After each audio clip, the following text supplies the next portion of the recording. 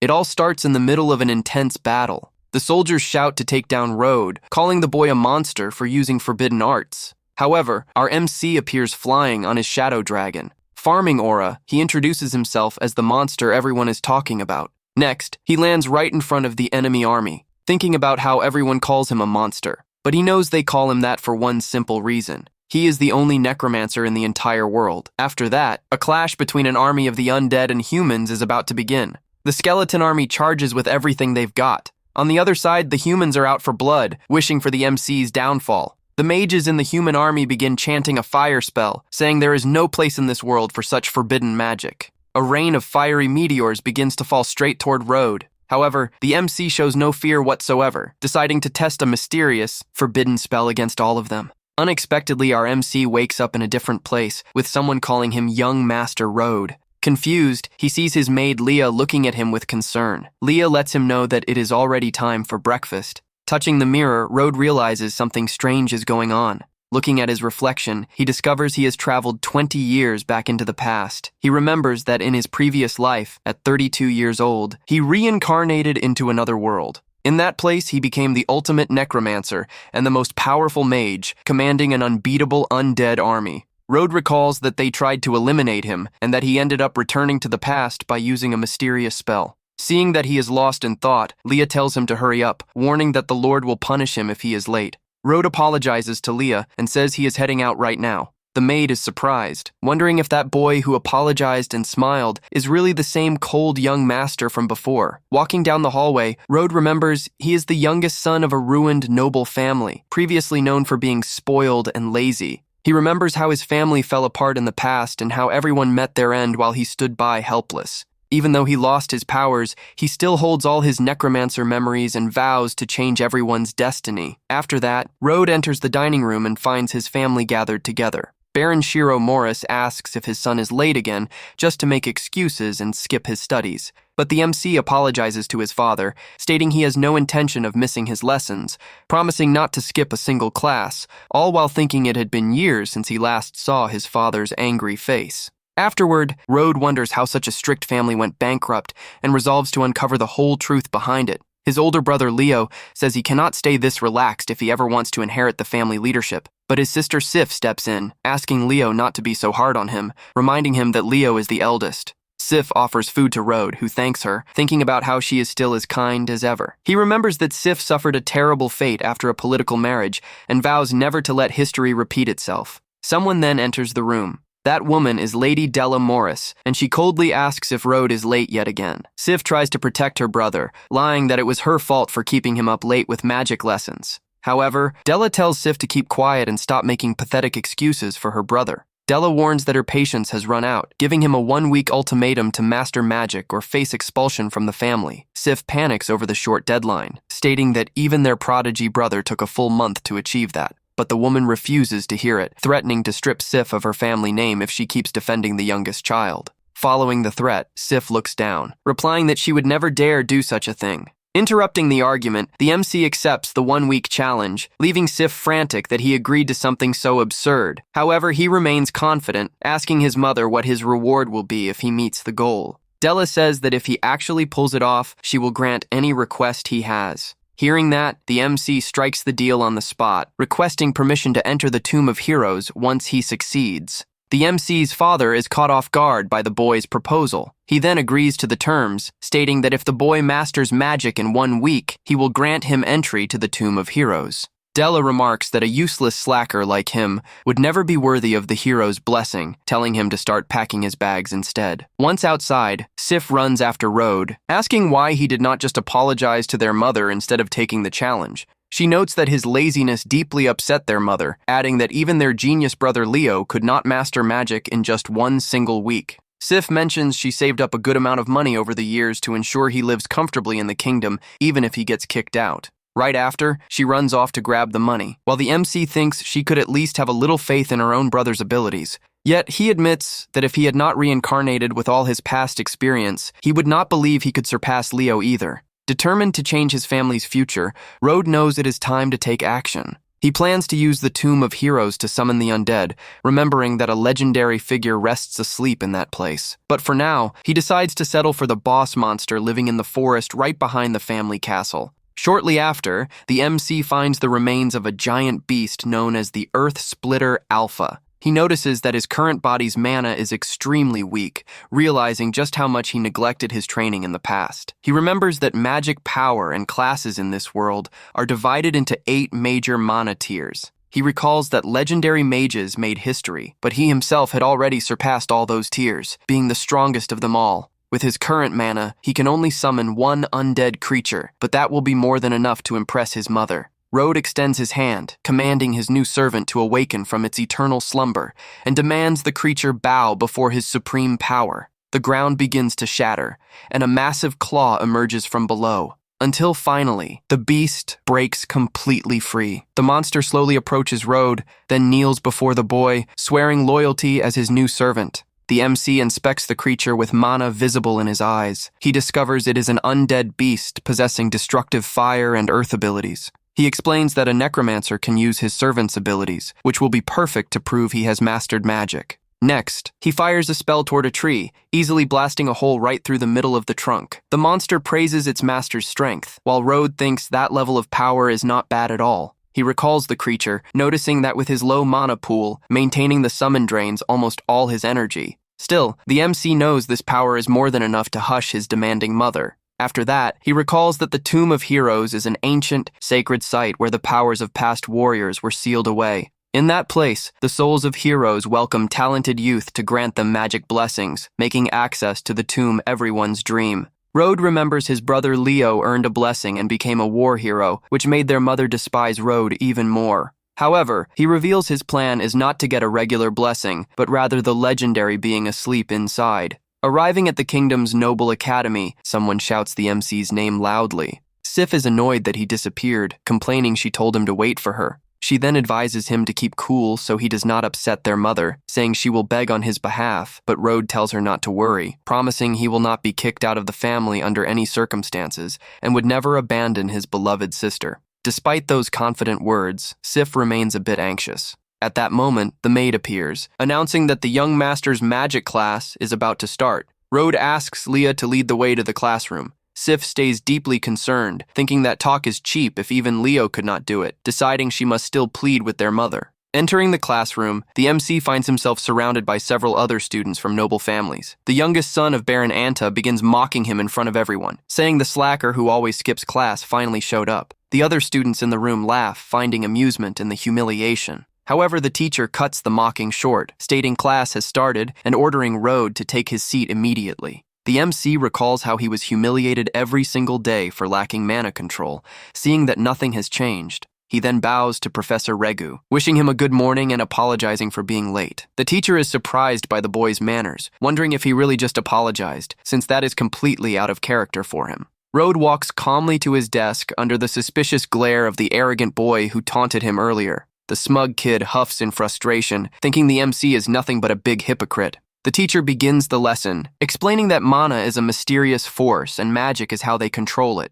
He details that after mastering mana, students will specialize in classes like mages, healers, or assassins. The teacher adds that everyone starts as an apprentice and can climb the ranks all the way to grand mages. A curious female student raises her hand, asking the teacher about the legendary mage tier. He answers that those mages are living myths and symbols of their nations, representing the ultimate dream for any magic practitioner. The master laments that today they only exist in legends, revealing that the kingdom of Tatis has not produced a legendary mage in 700 years. He warns that everyone must focus on mastering basic mana to secure their place in society, especially before turning 13. The troublemaker points his finger, stating there seems to be only one person in the room who still has not mastered mana. He looks straight at Road, mocking the fact that the MC has studied there for 3 years and still knows nothing. Road answers coldly that it is none of his business, asserting he will master everything in just 1 week. The bully bursts into laughter, shouting for the whole class to hear that the slacker promised to learn magic in a single week. Other students in the back start laughing and whispering, amused by Road's audacity. Even the teacher looks disappointed, thinking the boy is still just an arrogant, boastful kid. Road thinks it would be easy to showcase his power right now, but prefers to wait until the end of the week so he does not startle everyone. When night falls, Sif goes to her mother's room for a serious talk. Della drinks her tea peacefully, asking what brings her daughter there at such a late hour. Sif bows, begging from the heart for her mother not to cast her youngest brother out of the family no matter what. Her mother slams her teacup on the table forcefully, asking angrily why she keeps standing up for that good-for-nothing. Della states that despite being broke, they still hold noble pride, reminding her that the other children learned magic very early on. She adds that Road is already 12 years old, and there is no room for a lazy slacker like him. Della points her finger sternly, warning that the matter is closed and there is nothing left to discuss. Sif keeps her head down, unsure of what to do to save her dear little brother from punishment. On the 7th day, everyone gathers in the courtyard, and the teacher announces he will conduct the official test to evaluate their progress.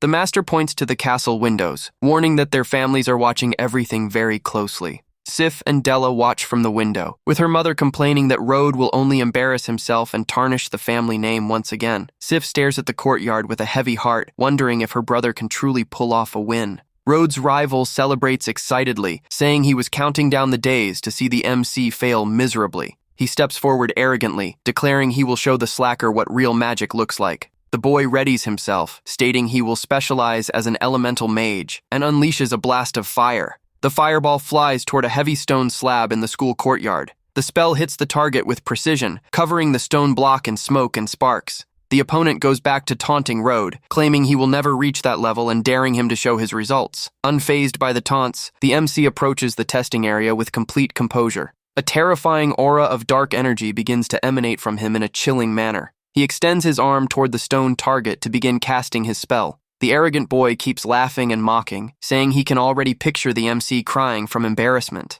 A noblewoman at the window asks Della if she really plans to kick her son out if he fails today's test. Della answers with contempt that a lazy boy like him only brings shame, adding it is better if he leaves for good. In the courtyard, the MC whispers the name of his bone servant to activate the fire spell. A colossal fury of blue flames and gigantic bones materializes in the courtyard under Road's command. Road decides to channel all his energy and focus the attack at maximum power to guarantee the impact. The taunting boy goes into complete shock seeing that ridiculous amount of magic power. An immense, powerful torrent of blue fire is launched violently against the stone target. The impact is so devastating that it completely obliterates the massive testing block, reducing it to dust. Sif watches from the window with her mouth open, celebrating joyfully that her brother actually pulled it off. The other students are in complete disbelief, saying it is impossible for the slacker to have done that. The experienced Professor Regu is stunned, thinking no simple apprentice could ever generate that much power. The smug boy stares at the MC, trembling with rage, unable to accept that the slacker is stronger than him.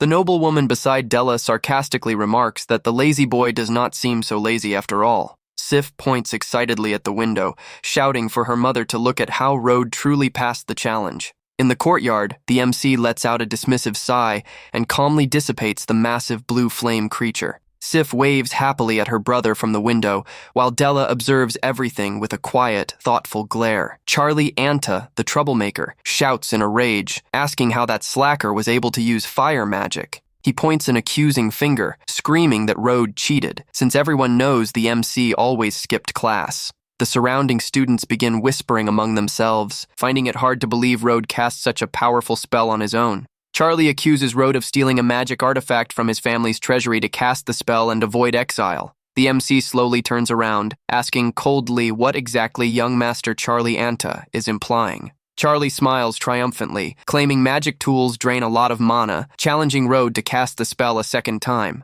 Ignoring his rival, Road turns to Professor Regu, asking directly what the master's take is on the situation. The teacher regrets it, but admits to everyone that Charlie's accusation actually makes sense under the current circumstances. The students keep whispering, wondering if the MC really used a stolen item to cheat. Sif panics at the window, fearing her brother stole the family treasury out of desperation to avoid getting kicked out. She cries in worry, knowing that if it is true, her parents will be even more disappointed in her brother. Desperate to save her younger brother from that serious accusation, she decides she must act right away. Sif runs down to the courtyard, pleading out loud for Professor Regu not to put all the blame on Road. She tries to lie to protect her brother, stating she was the one responsible for handing the magic artifact to him. But before she finishes speaking, the MC firmly grabs her arm to interrupt her. He gently asks Sif to let him handle the situation himself and take control of the whole argument. Road asks the teacher if casting the exact same powerful spell again would be proof enough that he used no artifact. The master confirms that if he can cast the fire magic repeatedly, he will prove his innocence once and for all.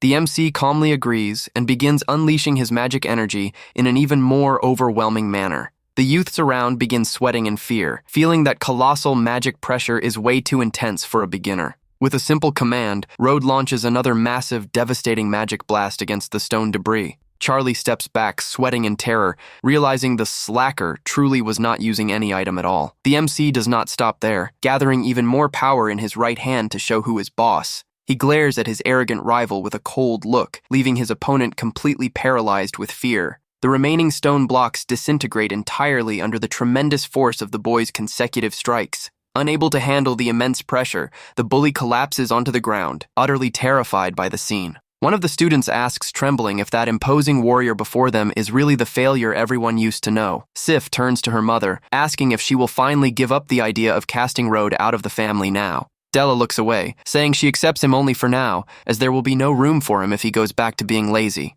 Professor Regu shouts for the whole courtyard to hear, officially declaring that Road used no cheating artifacts. The day comes to an end, and a beautiful sunset begins to cover the MC's family's luxurious castle. Later at the mansion, Sif and older brother Leo gather with Road to congratulate him on the big win. Road thanks them, and Leo mentions Sif has not stopped talking about the test for a single second, inviting them to eat together. The family gathers around the large dining table once again to enjoy their evening meal. The father congratulates Road, saying the teacher explained everything that happened and that he made the Morris family proud. He thanks his father and respectfully asks if the promise made earlier regarding the Tomb of Heroes still stands. The Baron confirms it does, letting him know the tomb opens in 1 month and promising to secure a spot for his son. Della warns that getting a spot was expensive, demanding Road secure a strong blessing to make up for the sacrifice. The father adds that the boy will now receive the same privileged treatment as his siblings, telling him to train hard. Road bows respectfully,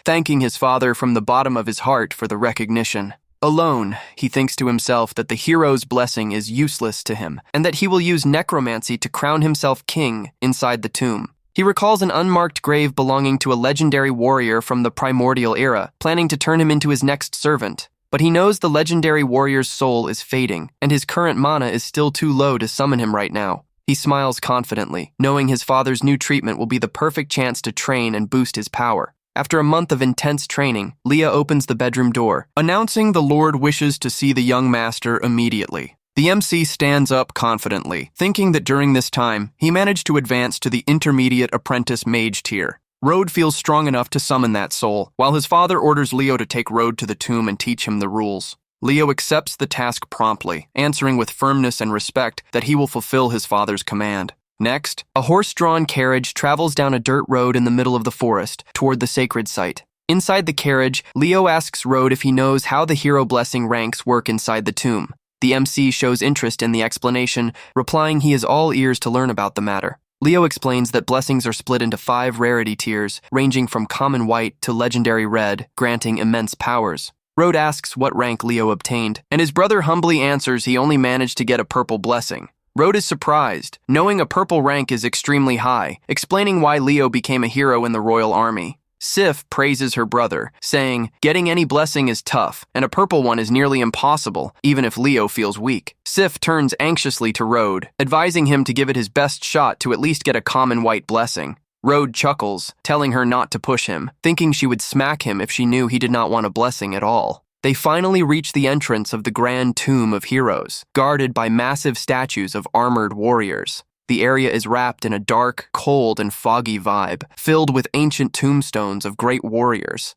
Leo warns that Road will have 3 hours inside to prove his worth while he and Sif wait outside. As Road walks into the dark tomb, Sif silently thinks she would be thrilled if he got the white blessing. Sif holds her pendant close to her chest, looking full of affection and concern for her little brother's well-being. The MC walks alone through the misty cemetery surrounded by tombs of the kingdom's legendary heroes. With a confident smirk, Road thinks he has finally taken the first step of his true plan. He remembers the advice to look for the most decorated tombs, as they belong to famous mages who grant rare blessings. However, the MC walks right past the large, fancy tombs without showing the slightest interest in them. He acknowledges his brother's advice was not bad, but knows the true legend is hidden under an ordinary, nameless grave. Road stops in front of the ancient, worn-out tombstone, respectfully apologizing to the soul for disturbing its rest. He closes his eyes and begins casting his powerful necromancy magic to interact with the warrior's grave. With his eyes glowing with blue flames, the MC commands the ancient hero to wake up and bow before him.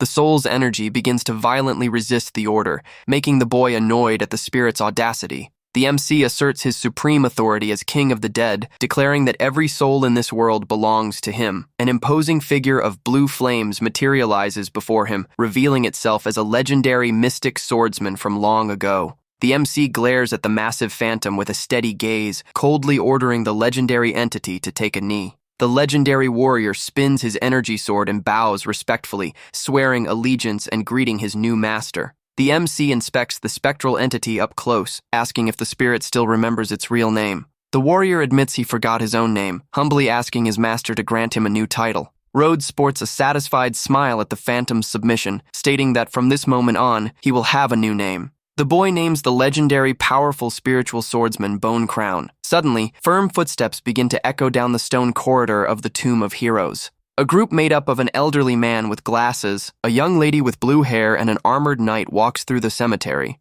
The old man states that Eleanor, being from the prestigious Ashblade family, will surely obtain at least a purple rank blessing. The knight advises young Eleanor to focus on the larger tombs to ensure she gets the absolute best power available. The young lady firmly agrees with her companion's instructions, moving forward with her search. Eleanor stops before a massive tomb decorated with an angel statue, recognizing it as the tomb of the legendary hero Illus. The girl admires the statue in awe, recalling that the hero was a formidable warrior who almost became a sage. Determined to gain the blessing of that great legend, the girl runs toward the sacred monument, but she stops abruptly as she feels a violent, terrifying shockwave of blue energy coming from nearby. The knight quickly steps in front of the girl, shouting a warning that he senses a dreadful undead energy. A massive cloud of blue spiritual smoke begins floating through the air, casting a heavy, freezing atmosphere over the area. They spot the MC off in the distance, and Eleanor is surprised to see it as just a kid in the cemetery. The guard draws his sword, asking the boy coldly if that evil undead aura came from him.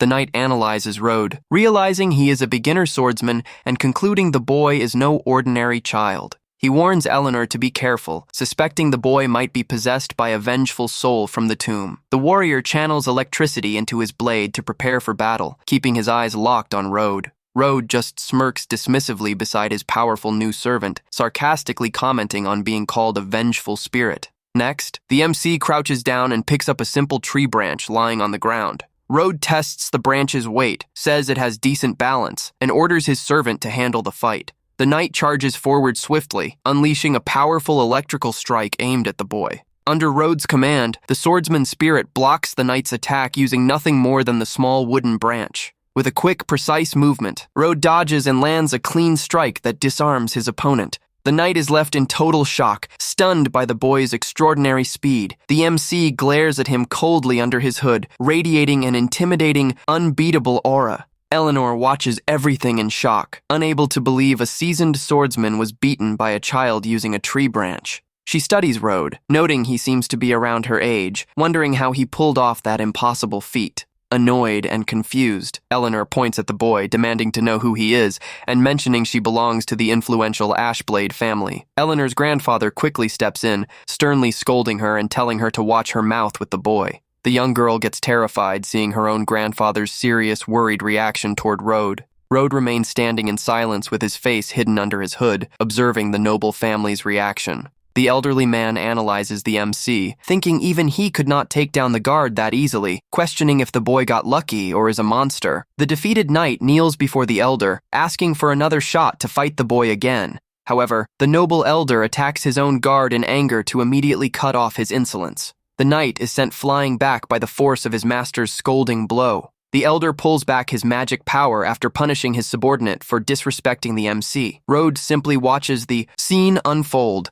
with the shadow of his powerful servant looming right behind him. The noble elder coldly threatens the knight, warning he will be buried right there if he dares go after the youth again. He reflects in shock that Rode used no mana and won purely through raw sword skill, something worthy of a true master. While Eleanor questions Rode's identity, her grandfather begs out loud for the boy to show mercy. The respectable gentleman gives a humble bow, apologizing for his subordinate's inappropriate behavior. Rode sees right through the old man's move, thinking he only held off from stepping in earlier because he wanted to test the MC's power. Next, the elder shouts an order for Knight Leon to step forward right away and ask the boy for forgiveness. Leon bows deeply before Rode, begging for forgiveness and admitting he was wrong to offend him like that. The knight sweats cold in terror, thinking it was the first time anyone beat him without tricks, using basic swordplay alone. The MC merely waves it off unbothered, replying, "Everything is fine since he did not get hurt in that brief clash." The old man praises Rode's flawless technique, asserting only a Grandmaster-level swordsman could do such a thing.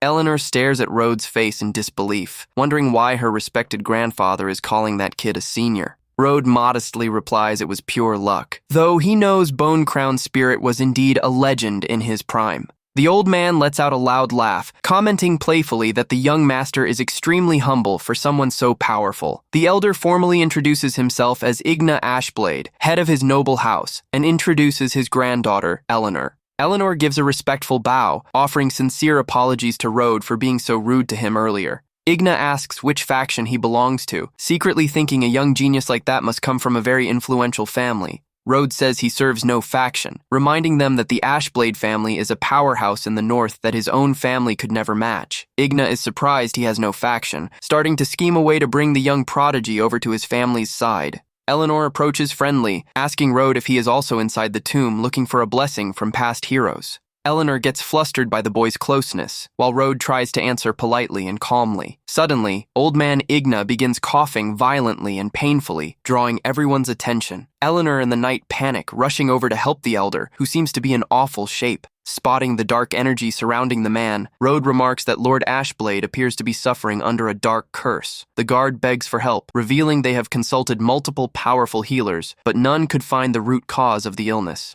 Eleanor cries, explaining her grandfather was ambushed by demons decades ago and has been suffering without a cure ever since. The MC deduces it is a plague of evil spirits sent by demons, something very few people know how to treat. Eleanor begs desperately, weeping hard and asking if he knows the cause. Does he also know how to cure her grandfather? The weakened elder tries to stay steady while his granddaughter keeps searching for a way out of his suffering. She makes a desperate promise, assuring him the influential Ashblade family will do anything Rode asks if he saves her grandfather. Rode considers the old man an admirable hero, happily concluding that for a seasoned necromancer, handling curses is child's play. Rode comments calmly and confidently that curing the old man is no hard task for him. Eleanor and the knight break into massive smiles of relief, asking if he is truly serious. The MC confirms it, but explains that to cure the curse completely, he will need to prepare a few special items. Eleanor cries tears of pure joy, celebrating that her grandfather's awful sickness can finally be cured.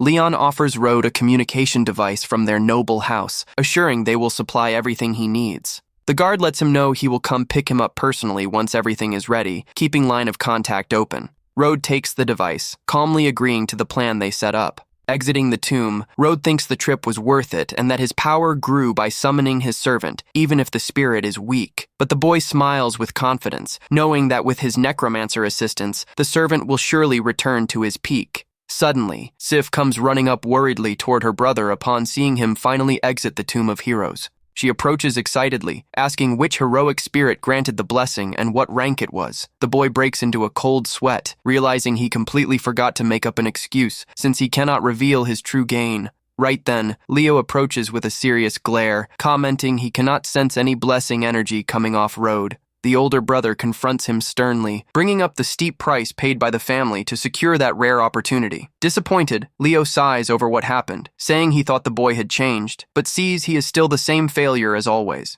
Rode plays it off awkwardly, saying the heroes did not like him, but privately thinks his new servant is infinitely better than any blessing. Sif sadly suggests they head back home, while Rode quietly prays his mother does not blow a fuse. As night falls on the mansion, an ear-splitting scream of rage echoes straight from the main hall. Della slams her hand on the dining table, fuming that, as expected, a good-for-nothing will always be a good-for-nothing.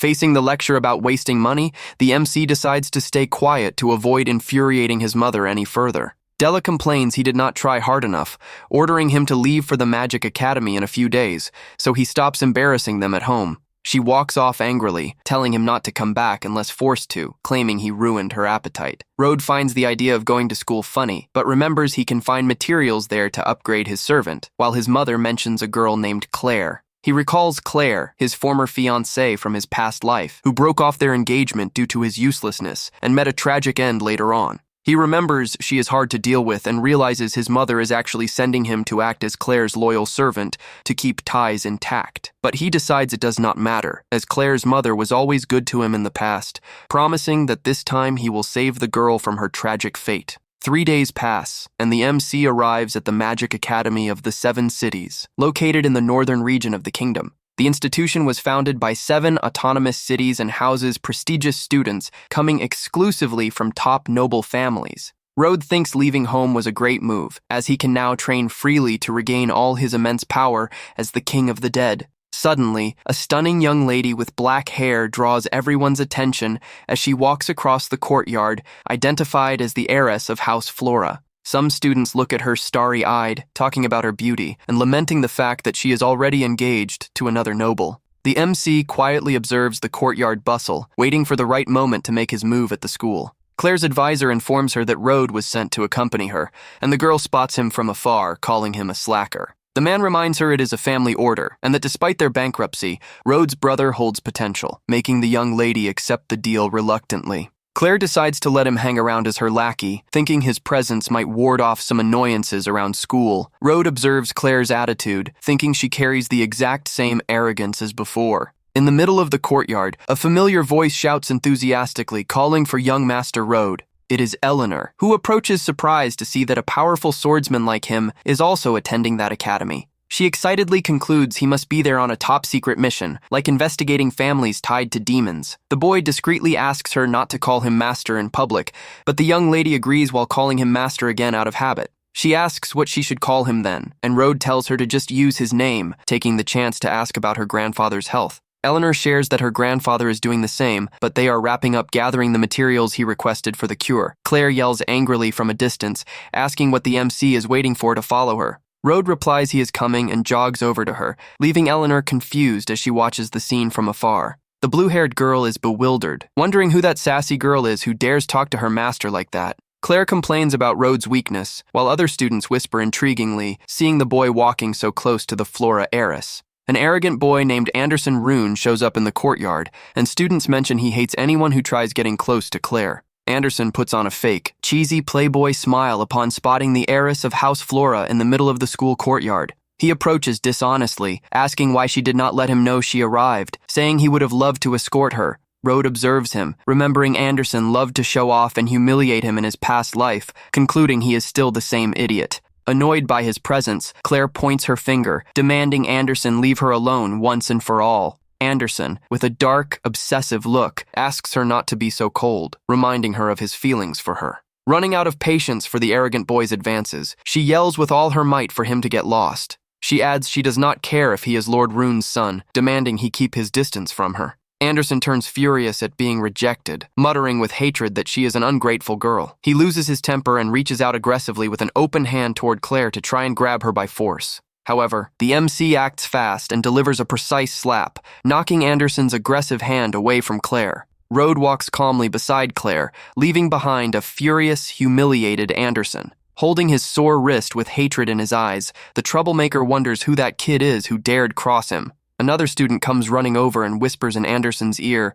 revealing Rode's true identity. He scoffs in derision, learning the boy is the failure of House Morris, pissed off by his nerve to interfere in his business. Anderson runs up and grabs the MC's shoulder tightly from behind to try and intimidate him. The MC turns around with a spine-chilling glare, releasing a terrifying aura that radiates pure danger. The surrounding students panic, discussing Anderson's ruthless reputation and saying the MC is totally done for. Showing zero fear, Rode coldly tells his rival to back off, reminding him Claire already told him to step down. Claire watches the MC in surprised confusion, wondering if that slacker is actually risking himself to defend her. Rode brushes the aggressor's hand off his shoulder with a quick, subtle move, ending the unwanted physical contact. Anderson shakes with rage, asking him who he thinks he is to ruin his fun, but senses the danger radiating off the boy. Under the hood, the MC's glowing blue eyes emit a deadly glare that freezes his opponent in fear. Anderson's henchmen quickly step in and pull him back, reminding him the courtyard is packed and House Flora's people are watching.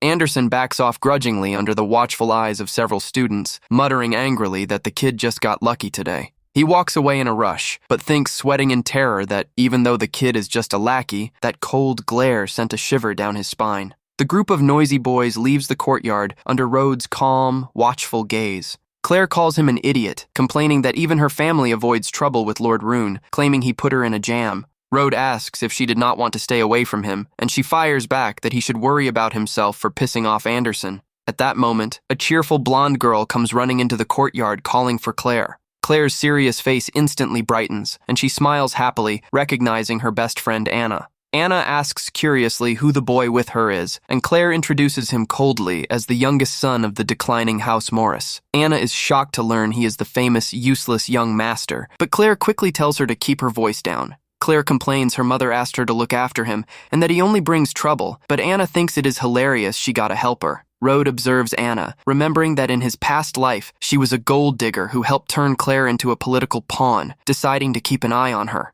Once in the classroom, Rhodes thinks the lessons are useless to him, but remembers the school vault holds a valuable item called the Tear of the Dead. He plans to steal that power crystal of ancient souls, knowing it will serve to dramatically boost Bone Crown's strength. Shortly after, the elderly teacher ends the theory class and dismisses all the students from the room. Anna stretches happily, celebrating the end of class and saying she really wants to go somewhere fun. She invites Claire out, but her friend acts maturely, reminding her they need to focus on their studies to become great mages. Anna pushes with fake buttering up, saying Claire is super talented and a small break to have fun will do no harm. Anderson suddenly pops into the conversation, enthusiastically agreeing with Anna's idea to head out. He invites them to a major reserved banquet at the Crystal Tavern to celebrate the first day of class, saying it would be an honor. Anna pretends to be surprised by the high cost of the place, but the rich kid scoffs at the money, while Rhodes just watches the chat from the back. Anna pressures Claire to take the offer, praising Anderson's generous offer to cover everything. She takes the chance to throw a petty jab, comparing the generous heir to certain useless people who are good for nothing.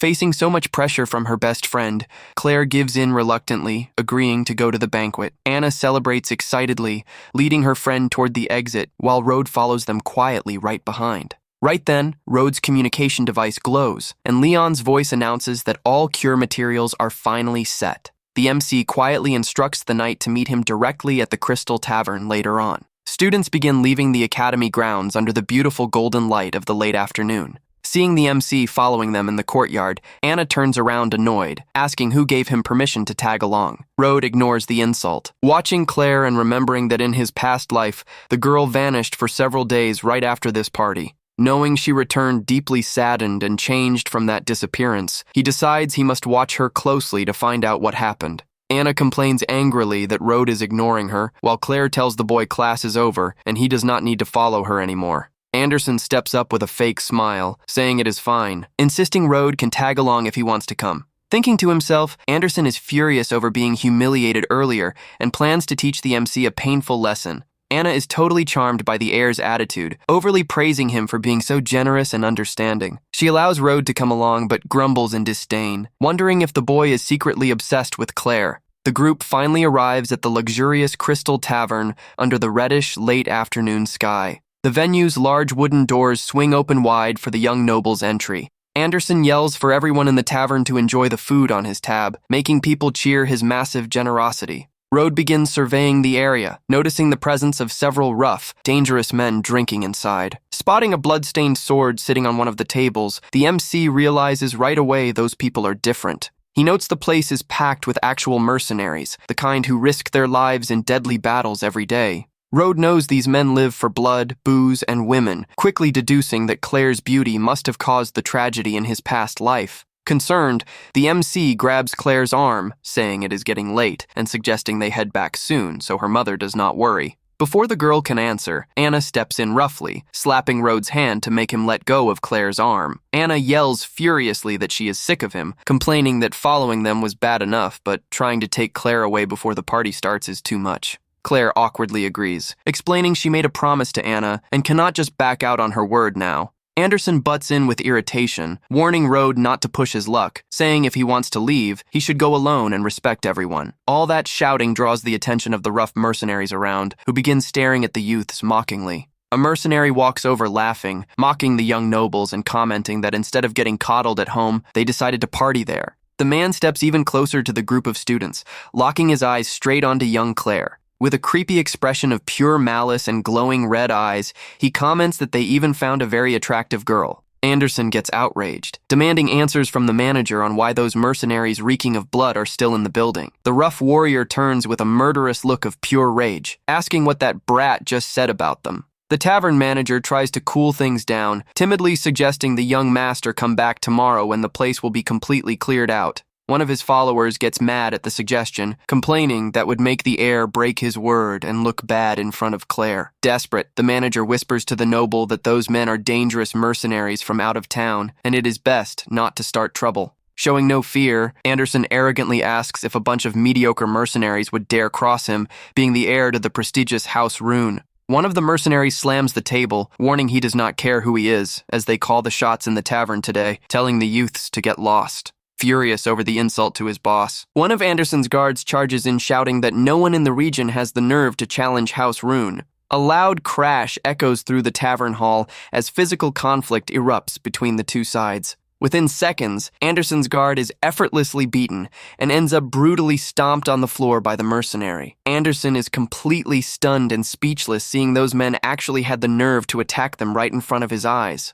The mercenary pours a drink over the defeated opponent, asking if they happen to have some kind of desire to perish for challenging them. He further mocks that if they were out in the wild forest, that group of pampered nobles would have been gone a long time ago. Seeing all that mess unfold right in front of him, Rode quietly watches it all, finding the situation quite interesting. Desperate, Anderson asks them to stop, suggesting a peaceful chat with the squad captain, warning they would not want to make an enemy out of a lord. The mercenary laughs out loud, mocking that the kid has zero authority to speak with Captain Kent of the Blood Mercenaries. The feared squad leader, Captain Kent, appears sitting calmly in the shadows, holding a mug of booze with his massive sword on his back. Hearing Kent's name, Anderson turns pale with terror, remembering they are ruthless killers who take out nobles for cash. Kent gives a dark smirk, recognizing Lord Rune's youngest son, coldly warning that the arrogant kid's life is worth absolutely nothing. The other nobles tagging along collapse to the floor, trembling in terror, realizing what kind of monsters they just got involved with. Completely terrified, Anna grabs Claire by the shoulders, crying that they are totally finished for messing with the wrong people. The mercenaries burst into laughter, mocking the young noble's cowardice, getting a kick out of their panic just from hearing the group's name. Anderson breaks into a cold sweat, knowing he cannot embarrass himself there, especially in front of Claire, afraid of ruining his reputation forever. Swallowing his pride, he bows and apologizes for the attack, begging to settle things peacefully out of respect for the House Rune name. Kent smirks, commenting Lord Rune actually holds a solid reputation lately, saying he would even be down to do him a favor. Hearing this, Anderson's friends sigh in relief, praising the heir for saving them from that awful danger. However, Kent switches his tone, demanding the two girls dance for them and drink with his men for the group to be spared from punishment. To make matters worse, Kent demands Anderson himself extend the dance invite to the young ladies, using all the supposed weight of his family name. The other mercenaries laugh out loud and celebrate, eager for the rare chance to watch noble ladies dance exclusively for them. Claire is disgusted by the offer, placing her hand on her chest, while Rode keeps his expression totally composed. Anderson tries to timidly step in, telling Captain Kent that is inappropriate, reminding him Claire is the heiress of the prestigious House Flora. One of the mercenaries tells Anderson to shut his mouth, asking if he is really going to try pulling noble weight over a simple dance. Desperate, the other guys beg on their knees for Claire to agree, saying they really do not want to offend the mercenary squad. Claire orders Rode to get Anna out of there right away, proudly asserting the mercenaries would not dare touch the House Flora heiress. Rode makes a calm gesture, telling Claire there is no need to go that far, leaving the girl completely confused by his demeanor. The MC steps forward firmly, telling Captain Kent directly to end all that commotion right then and there. Kent looks at the boy with deep contempt, asking angrily who on earth he thinks he is to demand he listen to his orders. Anna yells furiously, asking if Rode lost his mind, complaining Anderson had already smoothed things over and that he will drag everyone down. A monstrous, bald mercenary approaches, complaining he cannot believe an idiotic kid is trying to ruin their fun. Identified as Rum, the squad's vice captain asks the others to watch while he roughs up the kid before they enjoy the noble girl's dance. With extreme speed and brute strength, the giant leaps toward Road to land a crushing blow on the young MC. Claire panics seeing the terrifying attack, screaming Road's name in desperation, fearing for her childhood friend's life. Rum is extremely surprised to notice the boy does not even flinch, maintaining a cold glare that glows with a mysterious blue flame. Infuriated by being stared down like that, the vice captain yells that the cheeky kid is finished, prepping a violent fire special attack. The warrior executes his powerful flaming/special move, generating a massive destructive wave of fire against the MC. Eyes full of tears, Claire screams the boy's name again while looking away, horrified by the impact of the explosion. Anderson screams in desperation that everyone will perish if the mercenaries get mad, while his buddy says to let that fool meet his end alone. A heavy metallic clash echoes throughout the entire Crystal Tavern Hall at the exact moment the attacks collide head-on. The other mercenaries stand jaw-dropped, seeing a simple kid manage to dodge Rum's powerful flaming sword strike. With total composure, Road casually grabs the sword of a frightened mercenary nearby, politely asking if he can borrow it. Rum turns even more furious, seeing he is being ignored, charging forward with everything again, swinging a deadly sword blow with all his strength. Road watches the attack approach, mentally letting Bone Crown know that this time he is finally wielding a real sword. The spirit of Bone Crown emerges imposing behind Road, who executes a devastating counterattack, channeling his own power into the blade. A powerful wave of mystic blue flames erupts in the air with an overwhelming surge, completely overpowering the enemy's fire attack. The violent clash of blades produces a massive shower of bright sparks, lighting up the walls and ceiling of the entire tavern hall. Rum's eyes go wide in pure desperation as he realizes the absurd gap in power between him and the mysterious gray-haired youth. With a sharp metallic ring, the vice captain's heavy steel sword shatters into multiple pieces under the unbelievable force of Road's strike. In total disbelief, Rum stares at his broken weapon handle, desperately wondering how a kid that age managed to destroy his sword. Consumed by embarrassment, the vice captain curses the MC in his thoughts for making him look like a fool in front of his boss and crew. Rum leaps toward Road with clenched fists, arrogantly shouting that mercenaries are unrivaled experts in hand-to-hand combat. He throws a violent punch aimed right at the boy's head, clearly intending to end his life that very instant. Easily dodging the punch, Road reflects that he still lacks the raw physical strength needed to clash head-on with warriors of this tier. A scary skeletal silhouette with glowing red eyes begins materializing through the dense mana fog generated by the boy. The vice captain tries to back away in fear, but is caught off guard when a massive mystic skeletal claw grips his neck relentlessly. Summoning his powerful blue flame technique, the MC casts Roaring Inferno to completely engulf his unsuspecting opponent. A gigantic pillar of blue fire blasts up from the ground, launching the vice captain's massive body sky high with extreme violence. The warrior crashes down hard on his back against the establishment's wooden floor, wrecking everything in his path. Rum ends up completely knocked out and bleeding heavily, eyes rolled back from the massive surge of destructive energy he took. In total shock, Anderson can barely believe the kid considered a failure single-handedly took down the feared vice captain of the mercenaries. Sensing the threat, Captain Kent slowly rises from the shadows, while the other mercenaries draw their weapons with murderous glares. Kent coldly warns that those who attack his squad get their flesh sliced piece by piece and fed as a feast to wild beasts right before their eyes. The other nobles fall into total panic, grumbling that Road's temporary win only served to thoroughly enrage the squad of ruthless killers. The cowardly boys suggest taking advantage of Road drawing all the attention to run away quickly, claiming everything is entirely the MC's fault. Anna insistently pulls Claire by the arm, telling her to get out of there, scolding her friend for still worrying about a stubborn boy who chose to stay. Road watches Claire get dragged toward the exit, thinking with relief that without her around to watch him, his actions will be infinitely simpler to execute. Kent gives a sadistic smirk, warning the boy he won't eliminate him, but rather make him suffer all night long before demanding a massive ransom from House Morris.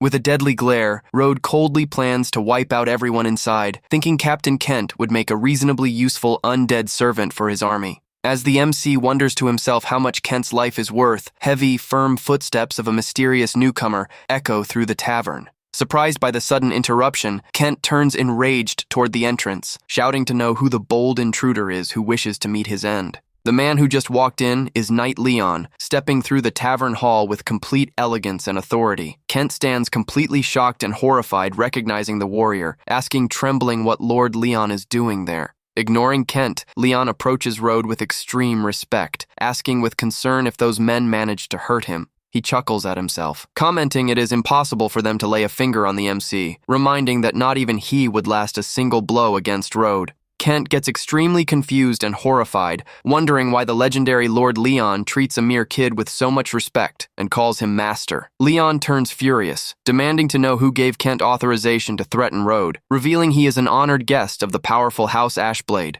Kent realizes he is completely finished, as House Ashblade rules the North with an iron fist, and a single mistake against them could wipe out his entire squad today. Without hesitation, the captain drops to his knees before Road, begging for mercy and asking forgiveness for his unbelievable nerve and blindness. The other mercenaries stand completely dumbfounded, seeing their proud captain lower himself and beg for leniency from that youth. Kent offers the official symbol of the Blood Mercenaries as a peace offering, humbly asking Master Road to accept his apology. He declares total loyalty from then on, promising his group of mercenaries will be entirely under Road's orders and commands. Road reflects that having Bone Crown by his side, a living and loyal mercenary group is far more useful to him than a pile of corpses. The MC picks up the medallion and decides to spare their lives for now, taking into account only Knight Leon's intervention. However, even deciding to spare them, Road coldly thinks an exemplary punishment is still extremely necessary for the captain. A chilly, mystic wind suddenly blows through the place, making Kent feel a terrible shiver of pure fear spread throughout his body. Blue flames begin dancing silently around the captain, who remains frozen before the MC's dreadful presence. The scary bone spirit emerges from the shadows and strikes the mercenary's soul with sharp claws, breaking his resistance in an instant. Kent screams in excruciating pain as an invisible force drains his vital energy, leaving him on the verge of collapse on the tavern floor. Road calls Leon for them to leave, completely ignoring Kent's agonizing cries as he still begs on his knees not to be eliminated. One of his henchmen runs to help Kent, letting his captain know the mysterious kid, and the knight finally left the venue. Still shaking and exhausted, Kent whispers, relieved that they were lucky not to enrage the kid any further, as otherwise the squad would have been wiped out today. Leon guides the MC into a fast carriage, letting him know Lord Igna Ashblade is already eagerly awaiting his arrival at the mansion. Shortly after, they arrive at the massive, imposing estate of the wealthy Ashblade family, located atop the city hill. Upon stepping into the mansion's luxurious quarters, Road finds Eleanor and her grandfather Igna patiently waiting for the start of the healing treatment. Eleanor breaks into a beautiful, relieved smile upon seeing the MC enter, joyfully celebrating that the master has finally arrived to help them. She presents a silver tray containing various rare mystic materials, asking if that will be enough for the purification ritual. Eleanor explains those magic items are extremely rare in the kingdom, having required a massive effort from her family to gather them. The MC answers coldly that it will be enough and extends his hand, channeling his blue mana over the tray of materials. Sitting in his armchair, old Igna begins sweating nervously, seeing the mysterious blue flame emanate from the magic ingredients before him. With a serious and resolute expression, Road firmly commands everyone in the room to step back so he can begin the healing process. Road's gaze becomes intensely focused as spiritual energy begins flowing powerfully around his young body. Suddenly, a scary purple spectral skull with glowing red eyes emerges from Igna's body, revealing the terrible demonic curse. Showing zero hesitation, Road extends his hand wrapped in blue flames to capture the evil entity trying to escape. Utilizing his advanced necromancy, the MC binds the spectral monster with chains of spiritual energy, neutralizing its movements. With an unrelenting look of pure determination, the young master warns the evil entity it has absolutely nowhere left to run. The spectral skull roars desperately in agony as it gets crushed ruthlessly by the absolute and precise control of the MC's magic. Eleanor watches the scene in shock, realizing that grotesque creature was the evil spirit that tormented her beloved grandfather for 10 long years. Leon breaks into a cold sweat before that terrifying aura, admiring Road's power and shamefully remembering when he had the audacity to challenge him in the past. Noticing the demon's resistance, the MC asks dismissively if the creature still thinks it stands a chance of escaping him. Road clenches his fist with extreme force, causing the energy to compress violently until it destroys the spiritual monster's structure. The MC manipulates the scattered essences of the monster, carefully condensing them into a glowing sphere of pure, raw energy. With a firm sealing command, he channels all that concentrated force straight into the tray's precious blue gem. Road celebrates the successful refining of the Death Stone in his new life, planning to use that immense power to further strengthen his bone crown. Leon exclaims, impressed that the spirit that tortured the patriarch for over a decade was extracted with total ease by the MC. Eleanor runs worriedly over to her grandfather, asking affectionately how the old man is feeling after the ritual's completion. In a serious tone, Rode tells Eleanor to step away from the elder for now, leaving the young heiress quite surprised and confused. Suddenly, Igna's eyes go wide and he lets out an ear-splitting yell, releasing a massive wave of built-up energy throughout his whole body. Eleanor backs away, startled by her grandfather's sudden shout, anxiously wondering what is really happening to his body now. Rode calmly explains the monster was draining his vital energy, but now that it has been removed, the elder's full strength will begin to recover. Indeed, the powerful patriarch stands up imposing, wrapped in an overwhelming golden aura, signaling the triumphant return of his true power. Igna looks surprised at his own hands, celebrating that he regained his power, in addition to reaching peak intermediate archmage level. He lets out a laugh of pure joy, commenting he never imagined that at his age he would still have the chance to become an advanced archmage. Emotional, Leon recalls. House Ashblade was being suppressed by rivals due to the curse, but realizes their fate has finally turned around. The knight observes the MC's back, thinking with deep gratitude that all of it was only possible thanks to Master Rhodes' generous help. Eleanor runs to her grandfather, super confused by that drastic change, asking without understanding what is actually going on right now. Rode explains the curse trained the elder's body for 10 years, and Igna's strong constitution was what enabled his massive current breakthrough. Eleanor is amazed by the logical explanation, asking if that means her grandfather managed to turn an awful curse into a massive blessing. Igna pats his granddaughter's head with joy, confirming Rode removed the cursed creature, allowing him to stand one step away from advanced tier. With a determined look, the patriarch asserts that from now on, House Ashblade can finally reclaim everything it lost over those years. He deeply thanks Rode and declares his family will never forget his kindness, promising to unconditionally follow all the youth's orders. The MC calmly replies it is not necessary, as he already got what he wanted, but reveals he has an important question to ask. Showing total respect and attention to his savior, the elder promptly asks Master Rode to ask whatever he likes without hesitation. Rode asks where the elder contracted the curse, knowing that if he finds the location, he will no longer need to worry about hunting for death stones. Igna reveals everything happened a decade ago in the Valley of Lamentations, during an imperial crusade where he ended up falling into a demonic trap.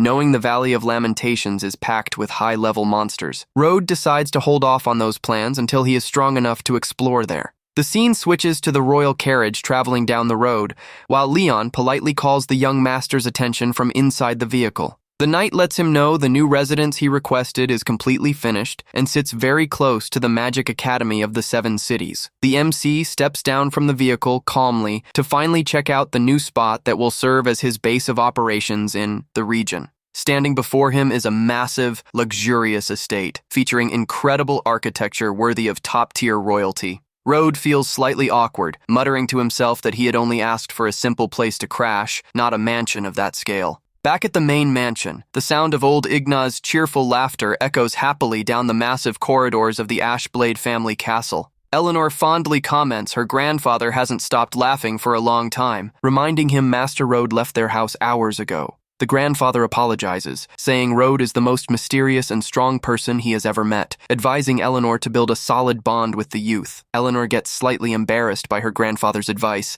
answering in a low voice, timidly confirming she already knows what she needs to do. Igna assumes a very serious expression, asserting now it's time to settle scores with Rustblade, suspecting he set up the curse in the past. Meanwhile, the scene cuts to House Flora's luxurious, imposing estate, wrapped in the quiet darkness of the night that just fell. Upon stepping into her lavish home, Claire is promptly met by her mother, who questions her in a stern tone about why she arrived so late. She asks directly if the young lady met with the boy from House Morris, and if they managed to get along well during the day. Claire looks away a bit flustered, answering her mother briefly and timidly, confirming only that they did indeed meet up. Her mother asks her not to treat him poorly like the others do, and Claire reassures her mother, promising she will try to get along with the youth from now on. Claire looks at her surroundings, thinking to herself that maybe Rode isn't that useless, untalented youth everyone makes him out to be. In his lavish new room at the mansion near the academy, the MC quietly prepares in the middle of the dark night for his next ritual.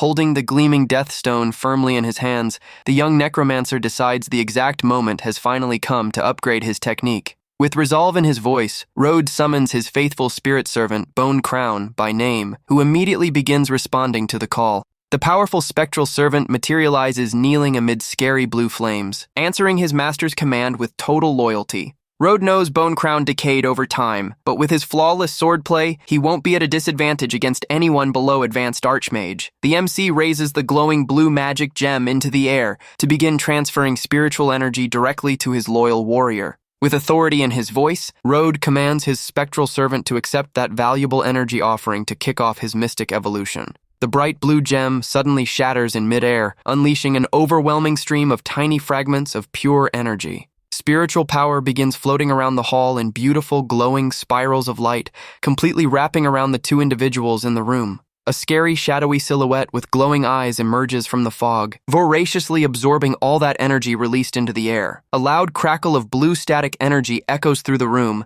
signaling the flawless completion of the soul fusion and absorption process. Road stands in the middle of the hall, completely wrapped in a powerful, glowing aura of pure, light blue mystic electricity. The boy realizes with surprise that his spectral servant's massive evolution ended up channeling energy into him as well, forcing a breakthrough in his power. Looking at his hands wrapped in blue flames, the MC joyfully celebrates reaching the maximum level of Apprentice Archmage. Road notes with satisfaction that his warrior evolved significantly, but thinks he still needs to act with extreme caution and keep a low profile in public. The next day, normal activities resume inside the Magic Academy of the Seven Cities, with several students walking through the hallways. Spotting her best friend's distraction in the corridors, Anna asks her with curiosity what she is looking for so intently. Claire comments worriedly that Road hasn't arrived, and Anna scoffs, saying coldly that the mercenaries probably already fed him to the beasts. Claire sharply scolds her friend, eyes glowing purple, reminding her that the MC chose to stay behind to protect them.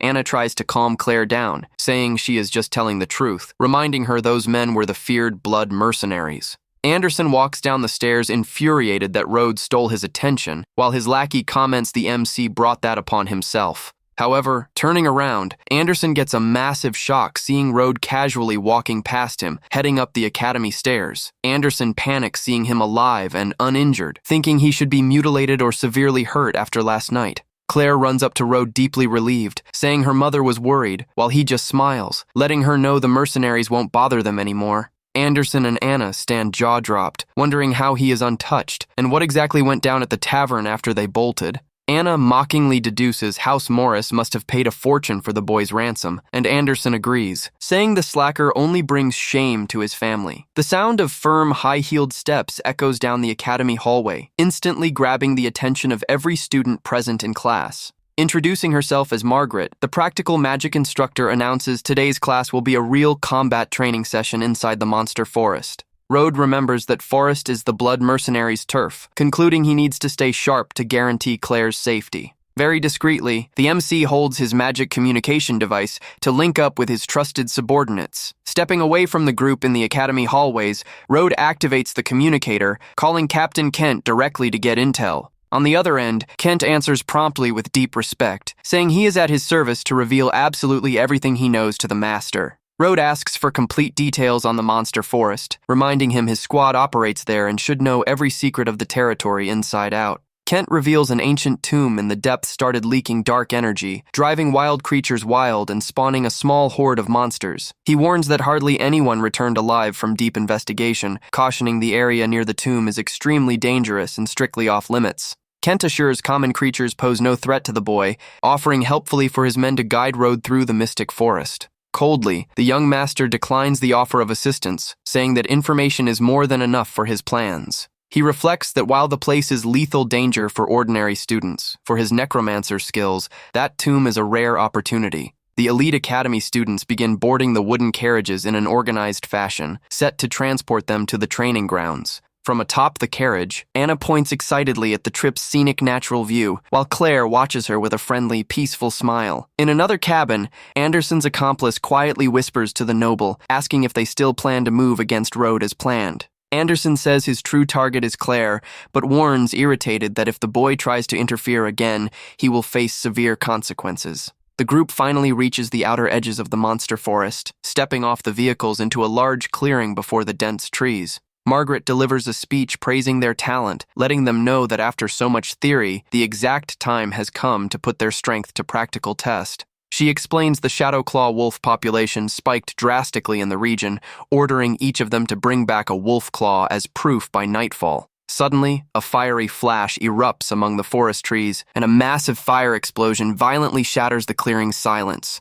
An immense fireball obliterates one of the forest targets, making students cheer excitedly at Anderson's incredible magic feat. Holding bright flames in his hands, Anderson smiles confidently, thinking this is his golden chance to impress Claire with his combat magic. Anna is totally amazed by the display, urging Claire for them to join his group to complete the hunt safely. However, Claire hesitates, thoughtfully suggesting it would be much safer to stick by Road, remembering not even the mercenaries beat him. Away from the bustle, Road closes his eyes amid the gusting wind, expanding his magic perception to perform a sensory map of the entire environment. The MC reflects satisfied that after hitting peak Archmage Apprentice, his perception range expanded to 300 meters. Besides wolves and poisonous gators nearby, he picks up death fluctuations coming from the forest heart that perfectly match Kent's report. Determined to ensure the young lady's safety, Road simply steps up to Claire, calmly suggesting the two form a hunting pair. Claire breaks into a bright, spontaneous smile of satisfaction upon hearing the MC's invite, promptly accepting the partnership without a second thought.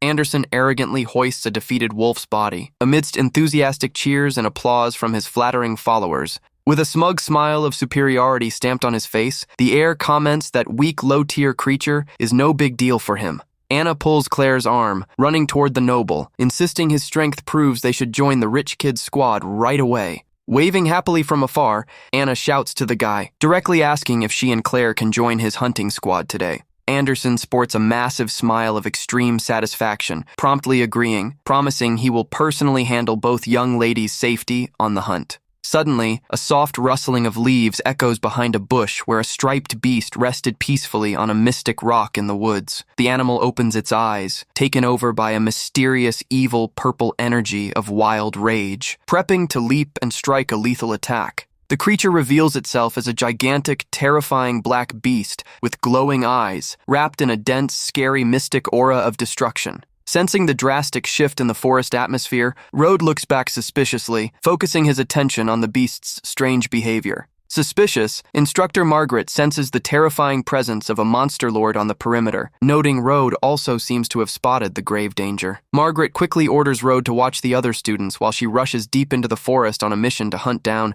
and eliminate the dangerous alpha beast. Anderson huffs in annoyance at the teacher's instruction, questioning why a slacker like Road should protect him after he wiped out a wolf. Road ignores his grumbling, reflecting that the death aura is driving local beasts insane, creating danger none of those young nobles can handle. Oblivious to real danger, Anderson keeps bragging to the class, promising to hunt every wolf claw for the group to student applause. The student group continues walking cautiously in silence through the monster forest, beneath the canopy of dark trees. Anderson finds the sudden silence weird, wondering where all the wolves that were everywhere moments ago went. Suddenly, a fierce wolf leaps out, and Anderson arrogantly celebrates, taunting Road to watch his grand bravery. The young noble channels energy into his hands, hurling a powerful fireball straight at the beast charging toward him. The massive fireball hits the monster square in the head, generating an immense flash and a bright explosion of flames in midair. To the guy's horror, the beast emerges from the fire with its body completely untouched, showing not the slightest sign of pain or injury. With extreme agility, the wolf executes a violent leap, brushing right past the terrified Anderson, completely ignoring his strike. Sweating cold, the guy screams in desperation, unable to grasp why his fireball that used to one-shot wolves failed this time. The enraged wolf opens its sharp jaws, letting out a terrifying roar, revealing eyes consumed by evil red energy. As Anderson cowers in fear to protect himself, the MC Road silently appears in the background, casting his roaring inferno. The beast's eyes reflect the glare of intense blue flames, suddenly appearing in the air, instantly quenching all the monster's rage. Anderson stands completely jaw-dropped, seeing Road with his mystic blue flames, unable to believe his rival's absurd power. The monster drops defeated and lifeless onto the forest floor, its body still emitting smoke and traces of Road's spiritual energy. Claire is blown away seeing Road beat in a single blow the wolf Anderson was totally unable to hurt or stop. Anna realizes, sweating in terror, that Road survived the mercenaries thanks to his own strength, unable to accept the slacker holds so much power. Noticing there are too many beasts in the area and he can't fight them all at once, Road plans to summon his giant earth splitter. The MC runs off alone toward the forest's dangerous area, while Claire screams in desperation, begging him to come back immediately. Heading deep into dense woods, Road is quickly surrounded by dozens of glaring, furious wolves locking onto him with killer instinct. Showing zero fear before the wild pack, Road firmly orders his powerful skeletal summon to materialize. The earth shakes violently, and the earth splitter emerges, crushing the ground with massive bone claws, destroying everything around Road. Mounted on the massive creature, Road commands his servant to wipe out all wolves corrupted by dark mana in that part of the forest. The earth splitter opens its massive jaws, letting out a deafening roar of pure destruction, channeling the terrifying power of blue flames. With a brutal crash, the skeletal monster slams the ground with extreme violence, sending the wolf pack flying all at once. Anderson feels the attack's impact from afar, falling into panic, begging for the terrifying earth splitter not to come anywhere near them. Claire worries for Road's safety, but Anna dismissively complains he abandoned them and must have been devoured by the creature. Anna, trembling, begs for Anderson to protect them, making the noble sweat cold and hesitantly agree while trying to hide his terror. The earth splitter continues its relentless hunt in the dense woods, easily crushing wolves under its young master's orders. The giant mystic bone summon stands imposing amid blue fog, having easily wiped out all wild threats in the area. Road spots a few wolves not under the dark fog's influence, calmly ordering his servant to spare them and let them flee. The colossal bone monster obeys, standing still in the clearing while frightened animals run toward the safe part of the forest. A rustling of moving leaves and bushes suddenly breaks the dense woods' silence mysteriously nearby. On the other side, Anna holds her head in utter terror, screaming, asking if the terrifying giant creature really came toward them. Seeing it's just regular wolves running in panic and not the giant monster, the young lady sighs in massive relief, celebrating dodging the worst. Anderson instantly regains his confident stance, heroically promising he will handle Claire and Anna's safety against regular wolves. Meanwhile, in the heart of the dense mystic woods, Instructor Margaret concentrates an immense amount of magic energy into her battle staff. With an extremely focused glare and eyes glowing golden, she locks onto the colossal monster, prepping her most destructive magic strike. She executes her powerful celestial fire spell, projecting an immense blazing pillar of destructive light and heat straight skyward. Margaret celebrates the destructive attack's success, seeing the powerful monster lord end up completely charred and reduced to ashes on the ground. However, she notices the beast had dark mana in its body, worriedly concluding something terrible is going horribly wrong deep in the woods.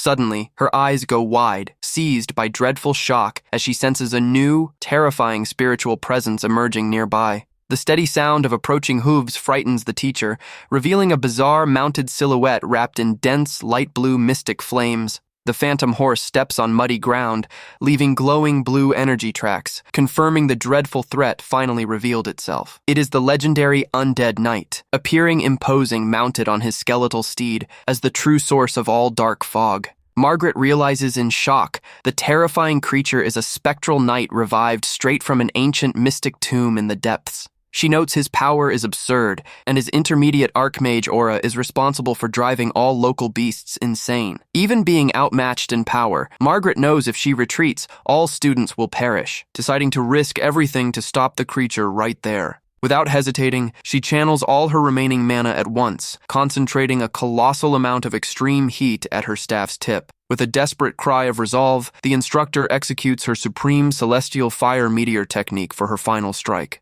A giant pillar of destructive fire descends from the heavens like a blazing meteor, ripping through the air and lighting up the entire forest insanely. The massive, extreme heat attack lands with devastating precision right on the dangerous undead knight's head, triggering a massive explosion. A colossal explosion of reddish flames completely swallows the enemy, illuminating the forest with overwhelming intensity. Still panting and exhausted from mystic effort, Margaret sports a hopeful smile, wondering if she finally managed to beat the beast. Suddenly, the undead knight emerges unscathed from the fire, launching a fast, brutal slash that hurls the teacher far away. Road watches the spectral knight from afar in the shadows, while the injured instructor crashes heavily onto the damp forest floor. The MC praises the earth splitter for great work in the forest, calmly ordering the giant bone summoned to return. Right after, Road senses an absurd fluctuation of dark mana, focusing entirely on the terrifying spiritual presence radiating from the enemy. Looking toward the light blue flames, the young master seriously realizes the real opponent is finally coming his way.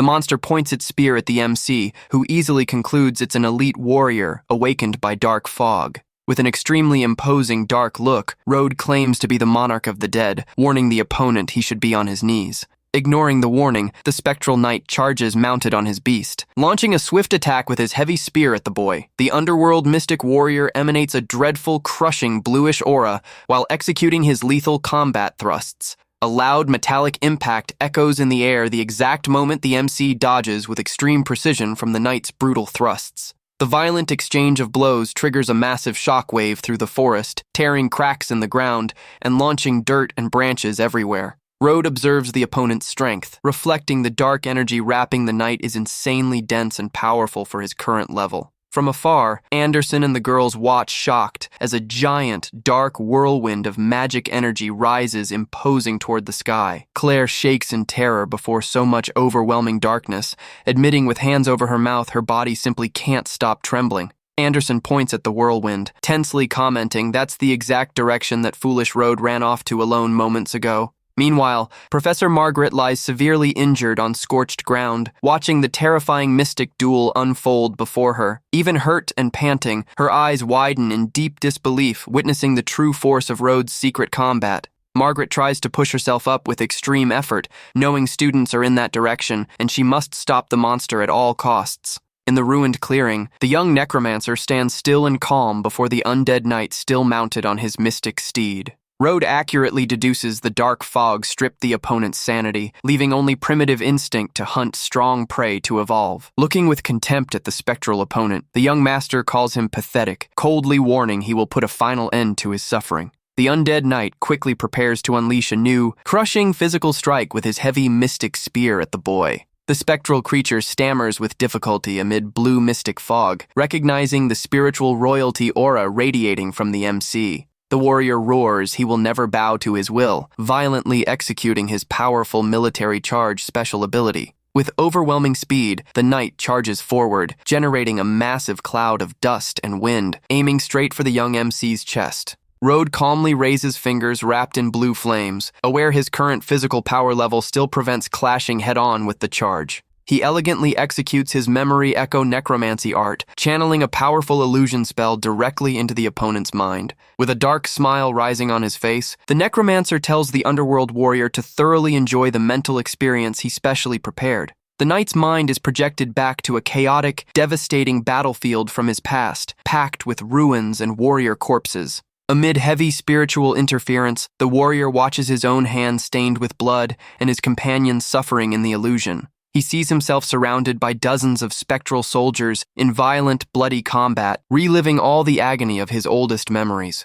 Overcome by absurd mental suffering generated by Road's spell, the undead knight lets out a roar of pure agony and mystic desperation. Massive blue mystic eyes appear in the dark sky of the illusion, while Road mentally warns that scenario will be his final tomb. The MC concludes that opponent of equivalent level to his servant is the perfect chance to test his Bone Crown's power. The MC enthusiastically announces that will officially be the first combat utilizing his loyal servant's fully restored maximum power. With deep loyalty and resolve in his mystic voice, the spiritual warrior promises his lord he will obliterate the opponent with zero mercy. Completely insane after the mental spell, the undead knight turns into a relentless killing machine, charging, screaming he will kill everyone. Showing zero hesitation, Bone Crown executes a wide, powerful slash with his gigantic mystic blade wrapped in glowing blue flames. The two mystic warriors' weapons collide with overwhelming force in the clearing center, triggering a massive spiritual energy explosion.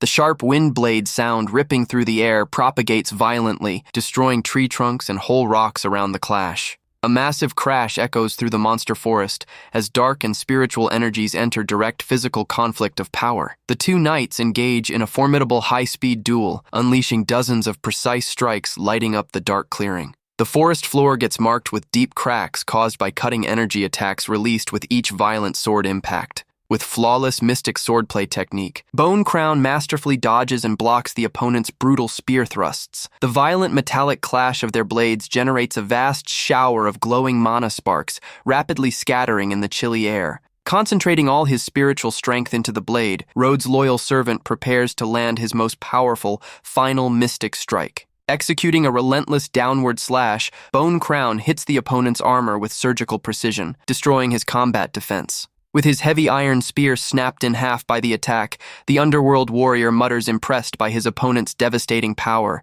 The undead knight roars in blind fury while trying to hold steady on his horse, refusing to accept imminent defeat. With what's left of his weapon, the spectral warrior executes a desperate strike of pure hatred, launching a blind charge against Bone Crown. Bone Crown performs a seamless move with his massive sword, generating a torrent of cutting wind in a relentless counterattack. The powerful strike of black and blue spiritual energy cuts through the air with devastating precision, completely overpowering the enemy's blind charge. With a completely stone-cold face beneath his helm, the loyal mystic servant readies to deliver the mercy blow on his opponent. Activating his Pale Blade Veil technique, he manipulates the bluish flames around his body, creating a whirlwind of rapid slashes. A colossal mystic explosion of blue and purple flames swallows the undead knight, sealing the terrifying deep warrior's fate. The opponent's body drops lifeless from his skeletal mount, rapidly disintegrating under Road's spiritual power. Road watches the ashes scatter in the wind, concluding the heavy, dark energy fluctuation finally vanished completely from the area. Bone Crown sheathes his giant sword, walking calmly back to his master after finishing his first big battle. The Phantom Warrior approaches with deep respect, kneeling before the MC to present the combat results. He had displayed the powerful, soul-stagnating piercing technique, securing an absolute crushing victory against the opponent. A massive stream of blue energy dissipates toward the clear sky, freeing that warrior's soul from its ancient dark slavery. In his mystic thoughts, the loyal servant proudly reflects his lord finally granted eternal rest of true death to the enemy. The skeletal horse and empty armor crash hard onto the forest floor, completely disintegrating into blue spiritual dust. Road watches in silence as the last traces of mystic energy rise toward the clouds, clearing the area's heavy atmosphere. Kneeling imposing, the mystic servant proudly reports to his master that the terrifying Shadow Knight was finally defeated. Road walks with total composure across the clearing's destroyed ground, coldly praising his servant for excellent battle performance. The MC easily picks up a small light blue flame fragment left over from the defeated enemy to purify it. Road laments the lost soul's suffering, using his necromancy to make it dissipate, wishing it rests in peace for all eternity. Holding her battle staff with effort, Instructor Margaret walks with difficulty back through dense woods looking for students. Panting and injured, the teacher repeats to herself she must stop the night no matter what to protect her students from real danger. Upon reaching the forest's ruined clearing, Margaret's eyes widen in huge shock at the scene before her. She spots young Master Road standing in the center of a giant crater of destruction, completely alone in the forest daylight. The teacher stands completely baffled, recognizing the boy, incredulously wondering what the young House Morris heir is doing there alone. Noticing the Phantom Knight's crushing aura vanished at that exact spot, she wonders, sweating in terror, if the boy was the one who took him down. Road turns with total composure, saying in a gentle tone of relief he is very happy to see the teacher safe and sound after the fight. Margaret approaches suspiciously, directly asking if he saw the terrifying headless knight awakened by dark mana in the forest. Lying naturally with his back turned, Road claims he saw no such beast, leaving the instructor confused about the crater. The MC alleges that clearing was already totally devastated when he arrived following the Shadowclaw Wolves' tracks. Even though he denies it, Margaret felt no other massive energy nearby, suspecting the boy wants to hide his true mystic strength. Margaret decides to accept the story for now, but insists on thanking the boy on behalf of all students for helping with safety. The MC says to set that aside, maturely advising she shouldn't return to the group injured to avoid worrying students. Margaret looks at herself, quietly agreeing the boy is totally right and she needs to treat her wounds before returning. She raises her hands, channeling powerful golden restoration magic, healing her wounds and mending her torn clothes in seconds. Fully recovered with a pleasant smile on her face, the teacher looks back to speak with Road, but gets caught off guard by surprise. Margaret stands completely confused, noticing the MC vanished without a trace, wondering where he could have gone. Discreetly following dark mana traces through dark woods, Road plans to locate the exact ancient mystic tomb position described by Kent. Pushing into the depths, he notes impressed that dark mana fog becomes infinitely denser and heavier. The young Necromancer finally locates the dark entrance of an ancient ruined cave where the awakened undead knight came from. Inside the dark, mystic stone ruin, a giant whirlwind of purple and black flames floats menacingly before the boy. Showing zero hesitation, Rode steps into the room surrounded by purple mystic flames covering old stone walls of that ancient build. The MC sports a subtle smile of satisfaction, realizing he finally found the big goal he sought in the forest. Revealed before him is a giant, glowing blue mystic circle drawn on stone ground, confirming every single one of his suspicions. The MC extends his hand, manipulating spiritual energy with extreme speed, directly interfering with the seal's mana circulation. With an icy tone of unrelenting authority, the young necromancer orders the immediate removal of any intruding mystic presence there. A loud energy crackle echoes through the cave the instant the MC takes absolute control over all seal circulation. Rode inspects the dark mana stones around the seal, realizing someone used an artificial formation to wake the night on purpose. He deduces this mystic formation is the cause of forest imbalance, concluding someone is plotting dangerous schemes behind the scenes. Picking up a mystic gem from the floor, Rode scoffs at the mediocre spell, saying that's an insult to true necromancy art. Rode keeps the dark mana stones for himself, thinking they might come in handy later. Margaret watches her students from afar, relieved to see everyone safe and that the undead knight didn't attack them. The teacher approaches, asking if everyone finished tasks, letting them know they'll head back to the academy once the group is complete. Claire worriedly says Rode hasn't returned, sharing a terrifying mana whirlwind appeared right after the boy entered the forest. Margaret asks if the mana whirlwind really appeared after Rode entered the forest, and Claire confirms yes. Margaret realizes the revived undead knight was defeated by Rode, wonderingly frightened how strong the boy actually is. Anderson scoffs, saying Rode must have ran off in fear from the mana whirlwind, and other guys agree, calling the MC a coward. Margaret cuts the chatter, seriously asserting Rode will return soon, and they'll only leave once he comes back. Some students gossip, doubting he can return, laughing he must have been eaten by some Shadowclaw wolf already. Anderson asks what that mana whirlwind was, commenting even Shadowclaw wolves were acting super strange. Margaret makes up it was just a mana eruption, assuring the forest is safe and wolves return to normal. Anderson thinks Rode really ran off, bragging to himself, thinking the boy just got lucky and he could do the same. Anderson and others laugh seeing Rode return, calling the boy a deserter, saying he should have run back to his mother. Claire runs up to Rode to ask if he's okay, and the MC calmly replies, "Everything is great." Rode walks right past other students without giving a darn, leaving Anderson completely infuriated by that silence. Margaret watches the boy's arrival, calling him aside with a very curious glare. Rode lets her know he finished what he had to do, handing over the wolf claw as proof, saying they can return now.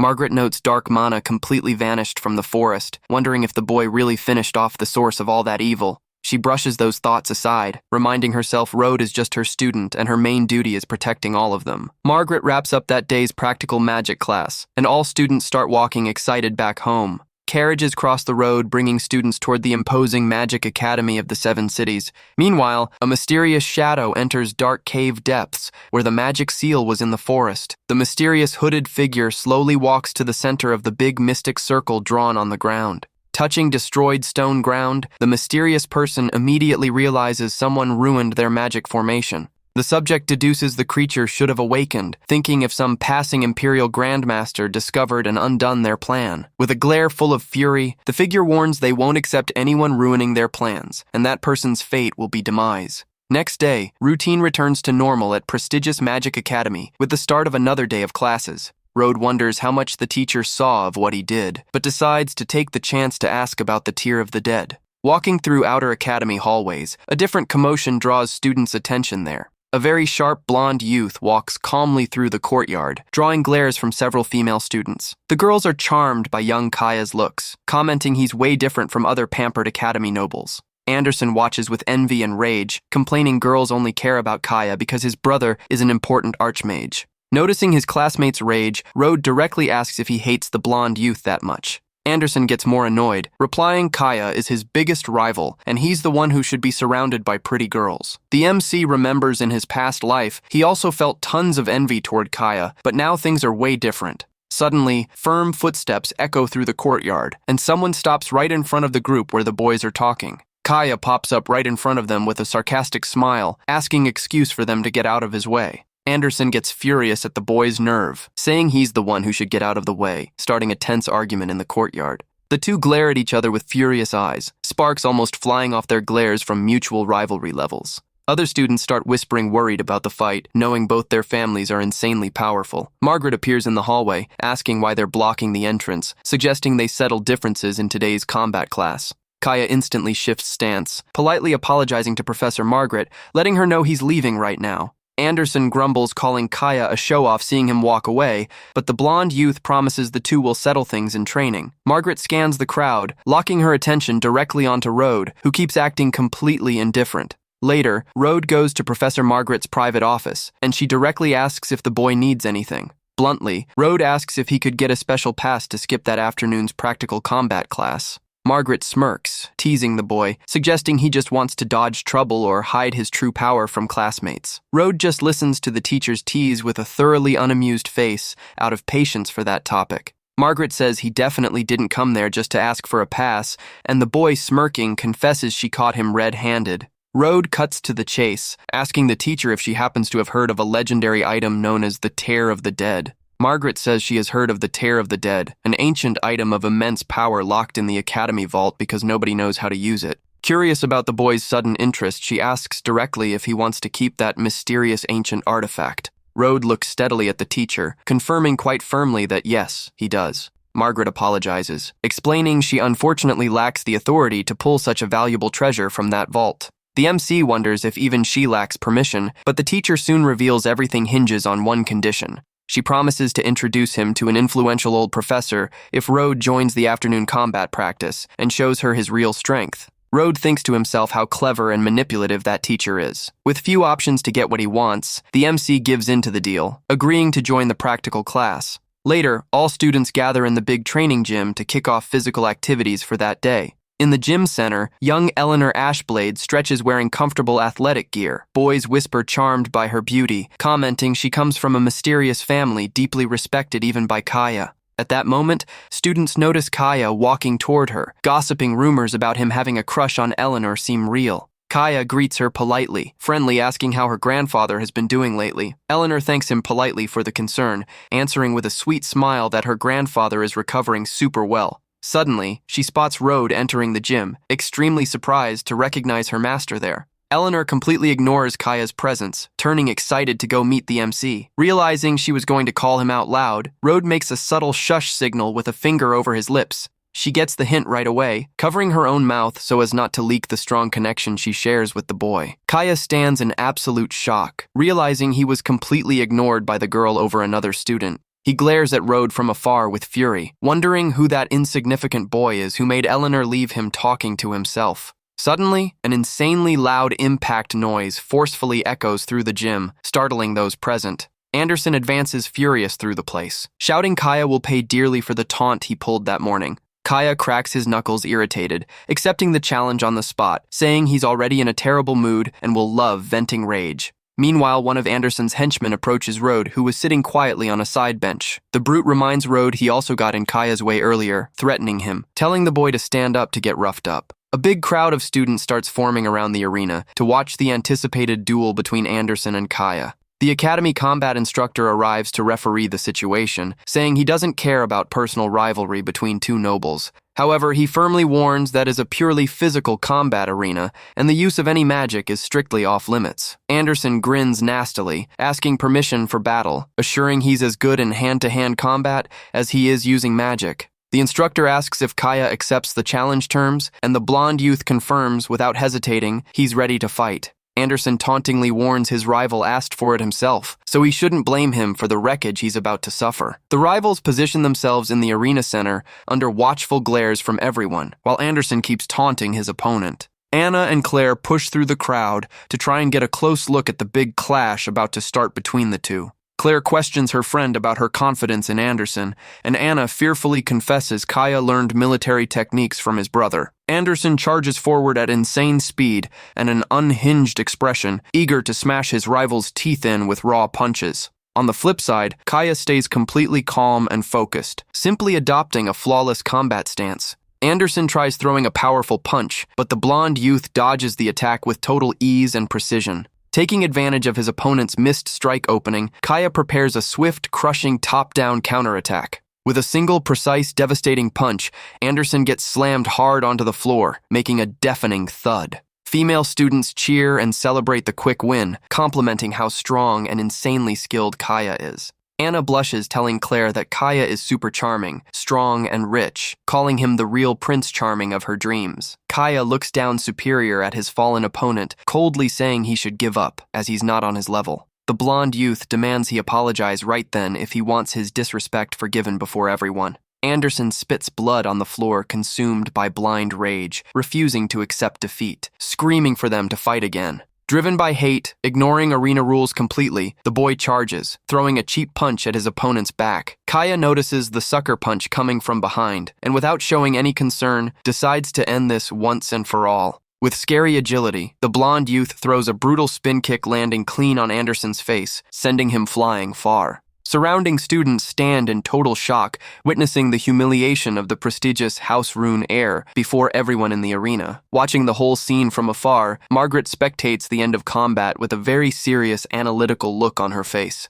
Meanwhile, Anderson's henchman points at Road, warning soon the MC will be on his knees begging for mercy the exact same way. Anderson's henchman cracks his fingers arrogantly, thinking even reincarnated he still has to deal with pushy idiots. He throws a violent punch toward the MC, bellowing for the boy to never dare cross their path again. Road remembers in his past life he solved everything with his undead army, rarely ever needing to fight with his own fists. However, he makes it clear that doesn't mean he can't fight, stating he doesn't even need to use his summons experience. In the blink of an eye, the brute gets completely dominated, horrifiedly realizing he's no match for the boy's physical techniques.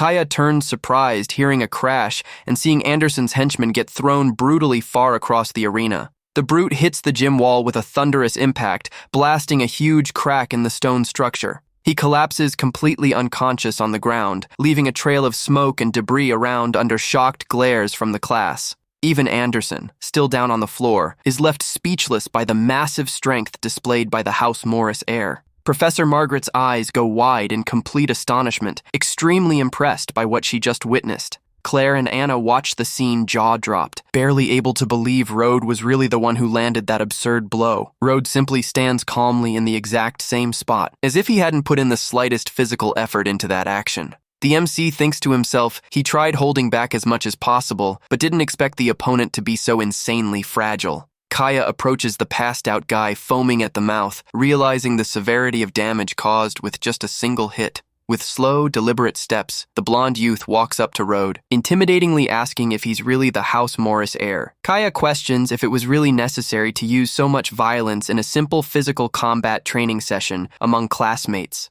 Road answers with total chill that his rival doesn't need to worry, as he went super easy and the guy will be totally fine. The MC adds that Kaya is the last person there with any right to complain about excessive force in training. Kaya gets extremely furious at the sassy response, glaring at him with a scary killer aura starting to manifest. Desperate, Anna warns Claire that Road just picked a fight with the absolute worst opponent possible, and now he'll definitely get crushed. Students whisper, terrified by Kaya's rage, wondering how a House Morris failure had the nerve to challenge him like that. Eleanor covers her mouth, but she's actually worried if Road will end up breaking Kaya completely if the fight actually starts. Margaret watches everything from afar with a smile on her face, eager to see what the boy will do to secure the desired tier of the dead. Kaya's energy flows so intensely around his body that even distant students can feel the pressure. Youths wonder if he's going to use his secret physical technique, rumored to be as destructive as real magic even without mana. He charges forward with everything, swinging his crushing iron fist, concentrating all raw physical strength into that straight attack. His speed is so absurd, students realize he was playing with Anderson, doubting a human without magic could run that fast. Seeing the MC remain still without making a single move, the crowd screams in panic, thinking the House Morris heir will perish. Kaya's colossal fist pushes relentlessly toward the boy's face, threatening to destroy everything in its path. With unbelievable ease, Road raises just one hand, stopping Kaya's devastating strike with a sharp snap. Kaya stands in absolute shock, noticing his blow, strong enough to shatter solid rock, was stopped that simply. Terrified by his opponent's mysterious strength, the blonde youth quickly pulls his arm back, hopping backward to regain distance. Kaya refuses to accept his childhood military training is useless against someone he deemed a complete failure at the academy. Road scoffs, commenting if Anderson had taken that violent punch, he'd definitely spend months bedridden in a hospital. Some students try making excuses, saying Kaya just didn't use full force so as not to severely hurt his classmate. Ignoring student whispers, Kaya starts concentrating an even bigger amount of energy around his right fist. He charges forward again, unleashing his chain fist technique, firing a rapid, frantic sequence of consecutive punches. A real storm of swift, brutal strikes is launched toward the boy, covering almost the entire space in front of him. While dodging with extremely subtle, calm moves, Road thinks to himself that since Kaya is strong, he shouldn't be so fragile. One of Kaya's heavy punches finally seems to connect with the MC's body with extreme force during the frantic sequence. The impact makes the boy slide several meters back in the arena, kicking up a dust screen amid student cheers and applause. Realizing his opponent can take a hit, Road decides he can finally bump up his power level a bit in that fight. Boys in the crowd cheer happily, shouting for Kaya to finish off the arrogant MC once and for all right there. However, the MC plants his feet on the wooden floor with total stability, showing the impact didn't even faze him for real.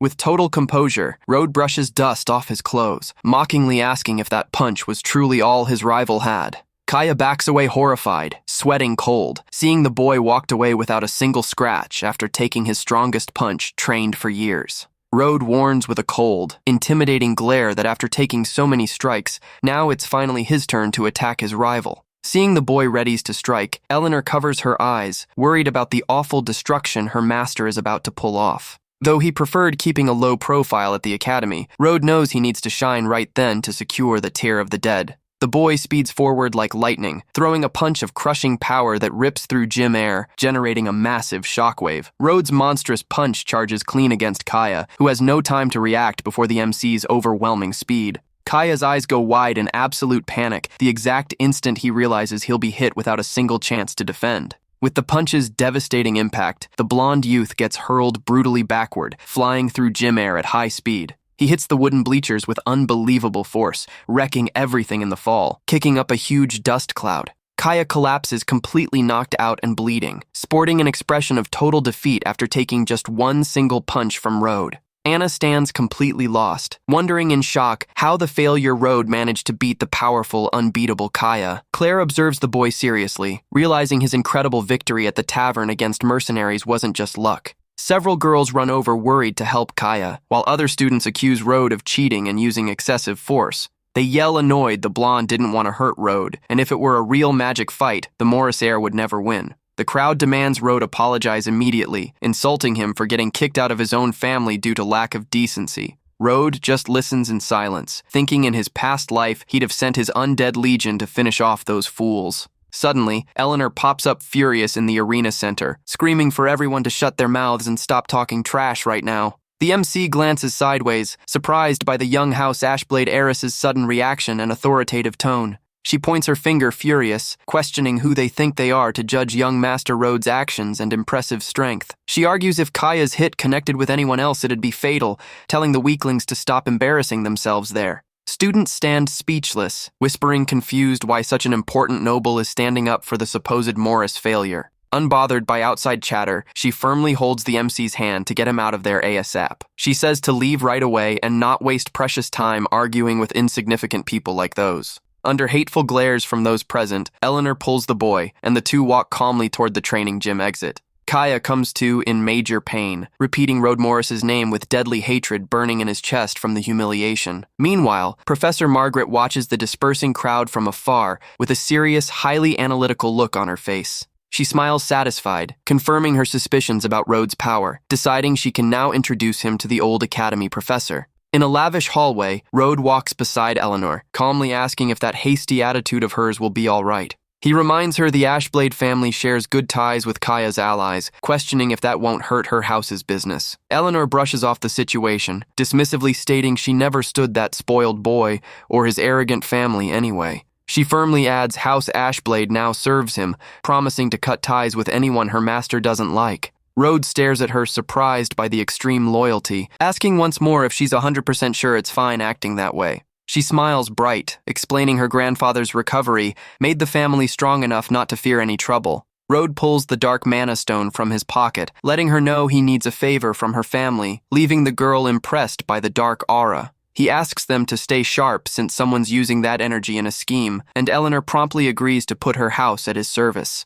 That same night, Kaya's room remains plunged in quiet shadow, heavy with pure frustration. Holding a magic communication device, Kaya desperately begs his older brother for help after the incident. He angrily shares that the House Morris failure humiliated and publicly beat him right before young Eleanor Ashblade's eyes. Kaya adds the two seem super close, appealing that their family should never tolerate an insult of that tier. On the other line, the older brother listens intent, answering ice cold that he understands the situation perfectly. He lets him know a very dangerous man named Rennie will pass through the region and he'll ask him to pay the boy a special visit. Surprised, Kaya asks if he's referring to the legendary assassin known across the empire as the Direwolf, and his brother confirms. Kaya bursts into a cruel laugh, celebrating that with this legendary assassin on the job, the cursed Rode Morris will definitely vanish from the world. While dark plans are drawn in the shadows, the door to a mysterious academy room opens very discreetly. Rode enters Professor Margaret's private office, calmly calling her while she observes the view through the window. Margaret turns, praising the boy's fight, thinking satisfied her hunch about him beating the knight was spot on.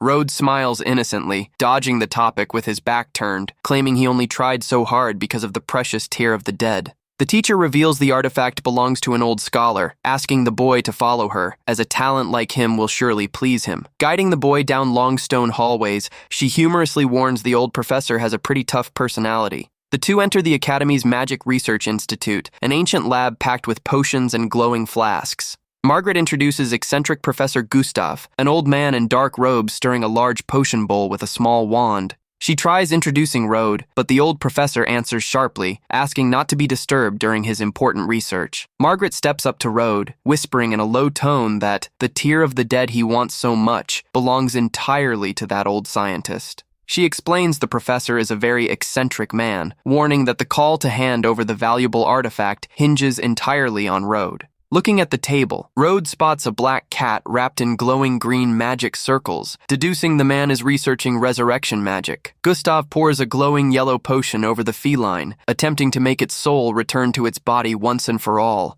He locks his glare on the animal with high anxiety, eagerly waiting for the smallest sign of life or movement. Suddenly, the resurrection magic circle fails brutally, triggering a massive green lightning explosion consuming the place. Margaret screams, startled for the professor, while trying to protect herself from violent magic energy residue generated by the failure. Gustav collapses, defeated by the failure, claiming ancient texts guaranteed life energy should stabilize soul fragments. She thinks the old professor is obsessed with resurrection magic, and despite studying the soul, made zero real progress. Rode reflects that understanding of the soul in this world is way too shallow, explaining why a single real necromancer never emerged. The old man inspects the potion flask thoughtfully, confusedly asking himself if he somehow messed up the recommended dose. He pours even more magic liquid, hoping the lack of life energy was the real issue behind the failed attempt. The experiment explodes again even more violently, shattering glass windows and spreading green smoke throughout the lab.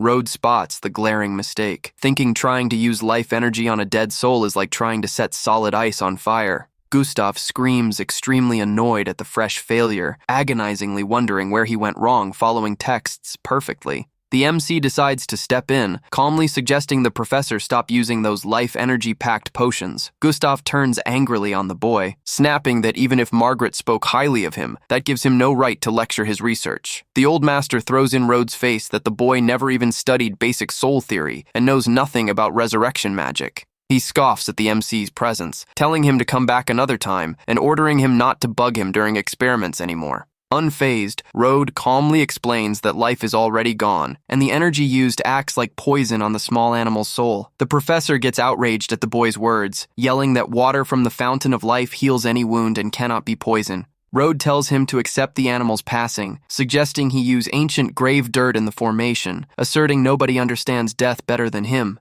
Margaret panics at Rode's nerve, calling him an idiot for daring to contradict and order around short-tempered Professor Gustav. However, the young necromancer's words make old Gustav freeze, pondering that fresh angle on the dead. Wasting no time, Gustav decides to test the tip, pouring some ancient grave dirt onto the ritual circle. The black cat's lifeless body begins floating lightly under the influence of stabilized green energy emanating from the mystic circle. Gustav's eyes widen, taken by overwhelming joy, trembling, asking if he's finally about to achieve success. Margaret watches everything in complete awe, incredulously repeating the word success, seeing the cat float under stable spiritual energy. The MC thinks if the feline had passed recently, it'd work, but since its soul already scattered, the process is way different. The young necromancer secretly concentrates his chilly energy, knowing full well only a true master of death like him could make it work. With supreme undead monarch authority, he secretly commands that animal's wandering soul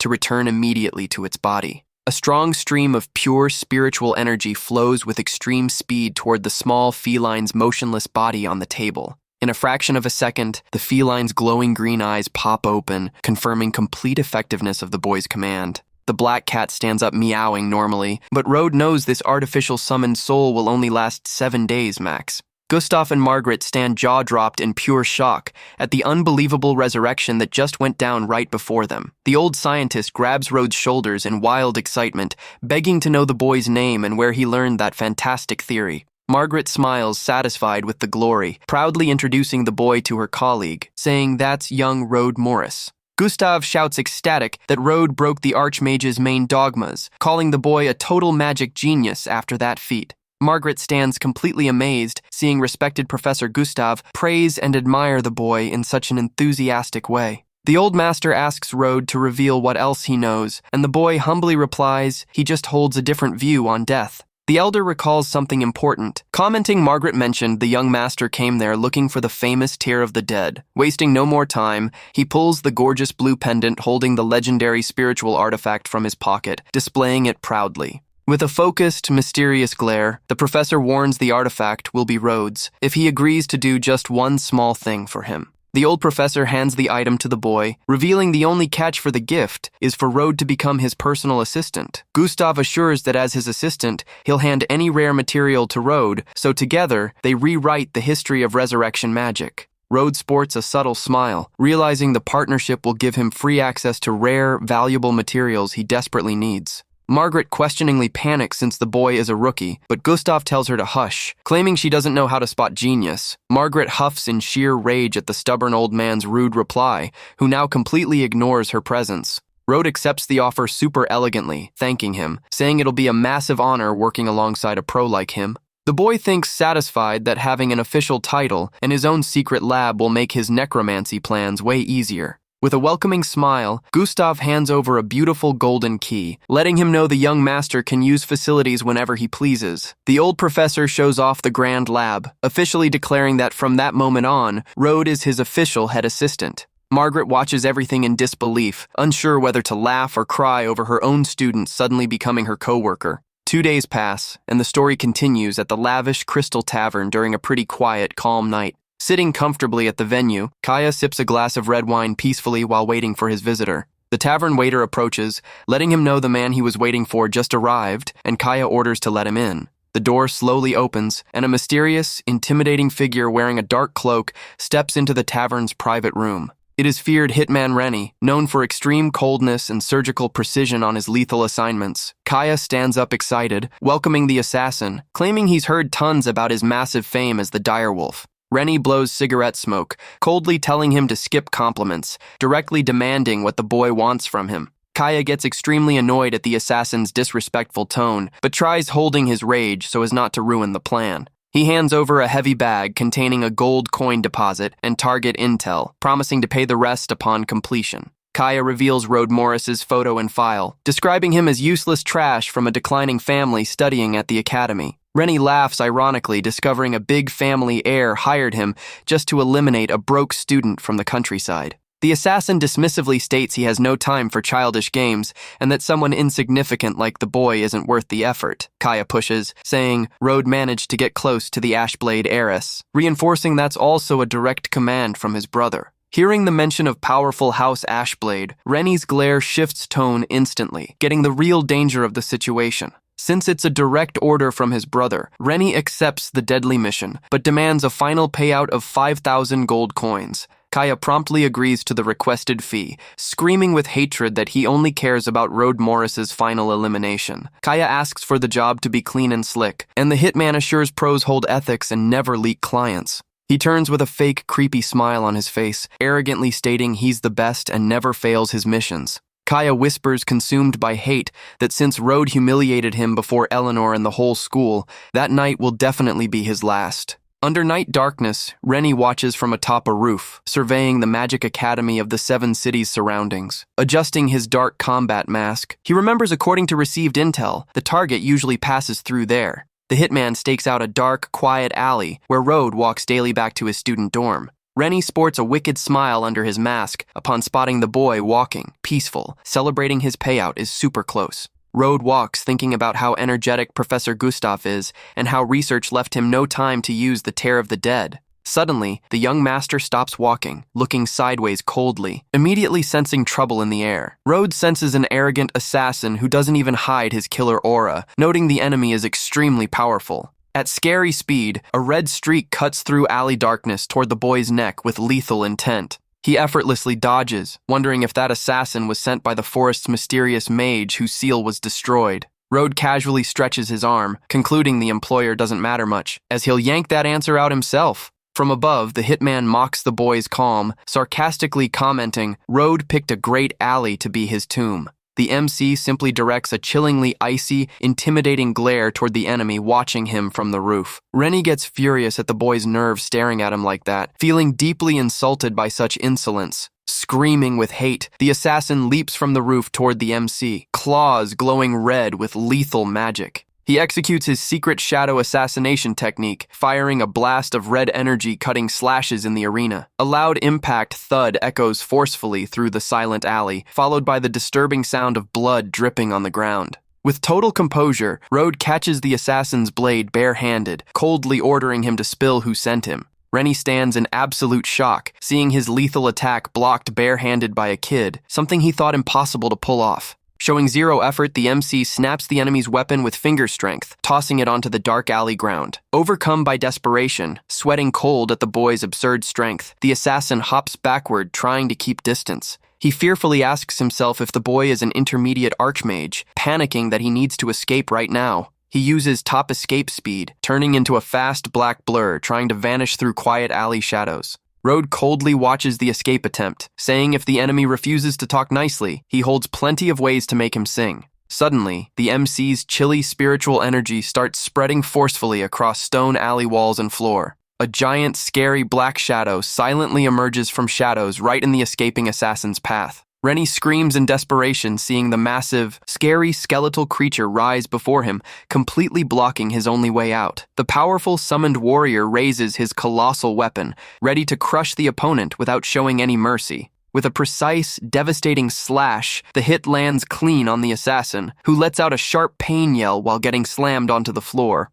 The armored warrior positions his colossal sword at the defeated enemy's neck, and Rode asks if he's ready to talk. Hurt and bleeding, the man screams frantically, telling the MC to let him go, threatening him that his clan will come after him. Rode points the chilly sword straight at the enemy's face, coldly warning if he keeps refusing to talk, he'll suffer consequences. Showing zero mercy, Rode extends his hand, glowing blue, toward the pinned assassin's face on the ground. He activates his terrifying necromancy technique, Memory Echo, directly invading the defeated enemy's mind. Through the technique, Rode perfectly visualizes the tavern meeting, confirming Kaya and his clan planned everything to eliminate him. He furiously concludes Kaya and House Shadowthorn signed their own death warrant by sending an assassin to eliminate him. Desperate, Rennie stammers, begging for the boy to free him, threatening him with his leader Lord Bruce's crushing strength. Rode answers with total chill that his rivals shouldn't worry, as it won't take long for House Shadowthorn to be wiped off the map. With a cruel smile, he warns the assassin his soul will be an extremely rare luxury feast to nourish his summons.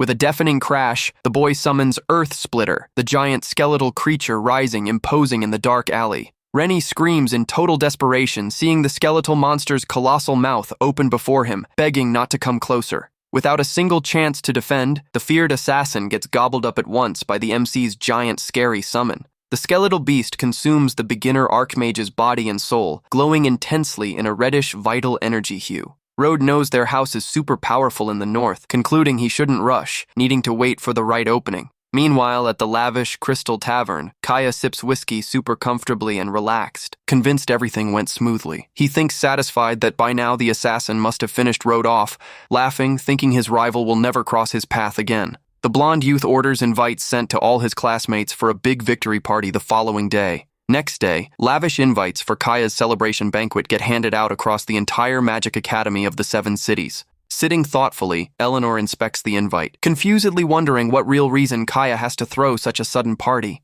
Suddenly, she looks up, breaking into a sweet smile seeing her master, young Master Road, walking calmly down the hallway. She cheerfully calls him, going to meet the boy, instantly forgetting all her previous doubts about Kaya's banquet. Road spots the girl's confused look, calmly asking if her concern relates to the paper she holds in hand. She shows the envelope, explaining Kaya decided to throw a party for no apparent reason, ending up sending invites to every student. Discovering it's a banquet, Eleanor assures she can't stand Kaya and holds zero interest in attending his party. However, Road enigmatically suggests she should go, commenting with a smirk he knows full well the reason behind the celebration. She confusedly recalls Kaya didn't even bother inviting Road, and the MC chuckles, replying obviously he wouldn't get one. Eleanor, chuckling, deduces the blonde must be mad over the beating he took in the previous combat class, calling him a petty, spoiled kid. At night, the Academy's lavish party hall shines bright, with several noble carriages arriving for Kaya's grand event. At the banquet hall entrance, guards block doors demanding official invite presentation to let students pass. Wearing a beautiful blue dress, Eleanor shows her official noble invite, firmly letting them know young Road is her guest. The guard stammers nervous, recognizing the influential House Ashblade heiress, knowing blocking her guest would spark trouble. Another guard quickly steps up, quietly whispering something in his ear, alerting him who the nobles before them are. The guard shifts attitude instantly, bowing respectfully, welcoming Eleanor and her special guest. Road thanks her for the help getting in, and Eleanor, chuckling, apologizes for the inconvenience caused by the guy's lack of an official invite. Upstairs in the hall, wooden doors to a lavish private anteroom remain slightly ajar discreetly. Fixing his clothes in the mirror, Kaya anxiously asks if the assassin returned, but his servant lets him know he vanished since last night. The lackey swallows hard, asking very cautiously if there's any chance Rennie's secret mission failed. Kaya screams extremely furious for him to shut up, arrogantly claiming a famous elite assassin would never fail against trash. He orders the second batch of gold kept ready, since the hitman should arrive any moment, rushing downstairs to greet guests.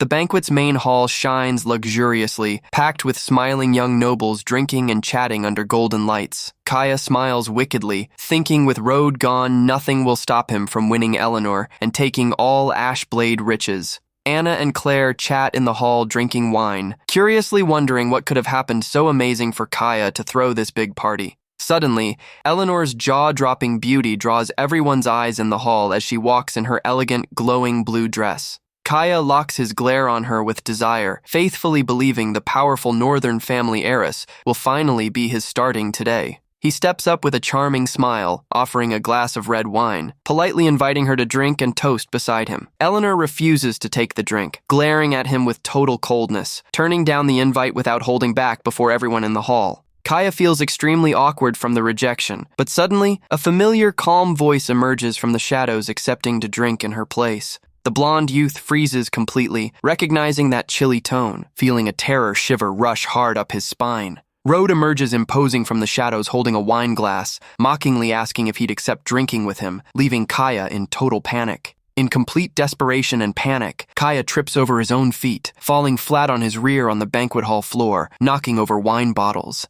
Shaking in terror, he points his finger at the boy, frantically asking if he's a human being or a ghost that came back. Road just slowly moves toward him with a chillingly cold and calm glare, mockingly asking what Kaya really thinks he is. Kaya stammers in panic, asserting in shock that the boy should be gone, frantically asking for assassin Rennie's whereabouts. Road just stares thoughtfully, asking if he's referring to the elite assassin who tried embossing him on the road. With total contempt, the boy tosses broken pieces of Rennie's dagger onto the floor right before Kaya, making a metallic clatter. Kaya instantly recognizes the broken weapon, realizing the legendary assassin indeed failed his secret lethal mission. Seized by indescribable panic, he yells with all his strength, asking what the MC did to the elite hitman. Road glares at him with a deadly, chilly look, radiating a dark, scary aura that freezes everyone present in that hall. Eleanor recognizes the mentioned name, surprisedly commenting she knows full well that was the Empire's legendary hitman nickname. She crosses her arms, strictly demanding Kaya explain immediately his secret involvement with the assassin. Totally cornered, sweating cold in terror, the blonde youth tries stammering desperately that it's all a big misunderstanding.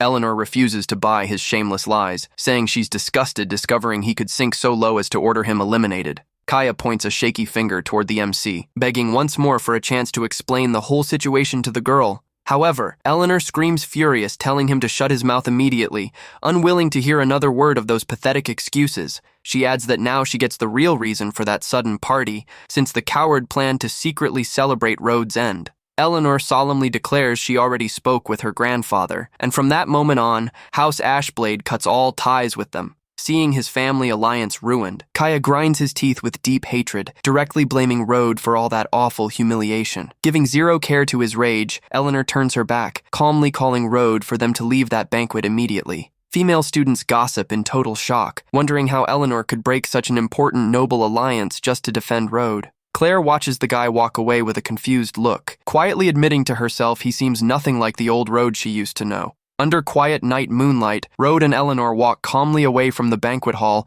leaving all the chaos behind. Eleanor complainingly vents about how cowardly Kaya was, commenting those idiots could never grasp his true strength. Rhodes seriously considers that the assassin was way too experienced to be sent by Kaya alone, deducing his clan is involved. He deduces Clan Shadowthorn actually planned to strike House Ashblade itself, and that his interference ended up ruining their plan. Eleanor smiles, ironically realizing those idiots actually thought they could usurp her family just because her grandfather was hurt. She sincerely thanks him for curing her grandfather, assuring with full conviction her clan will do anything he commands. Before that absolute loyalty declaration, the MC remains thoughtful for a few seconds before making his call. With a terrifyingly cold glare, Rhodes reveals his real wish to see House Shadowthorn completely wiped off the map ASAP. Meanwhile, at the Shadowthorn family's imposing dark mansion, a tense atmosphere takes over silent hallways. In the dark office, Lord Bruce answers the communication device call, coldly asking what his younger brother wants.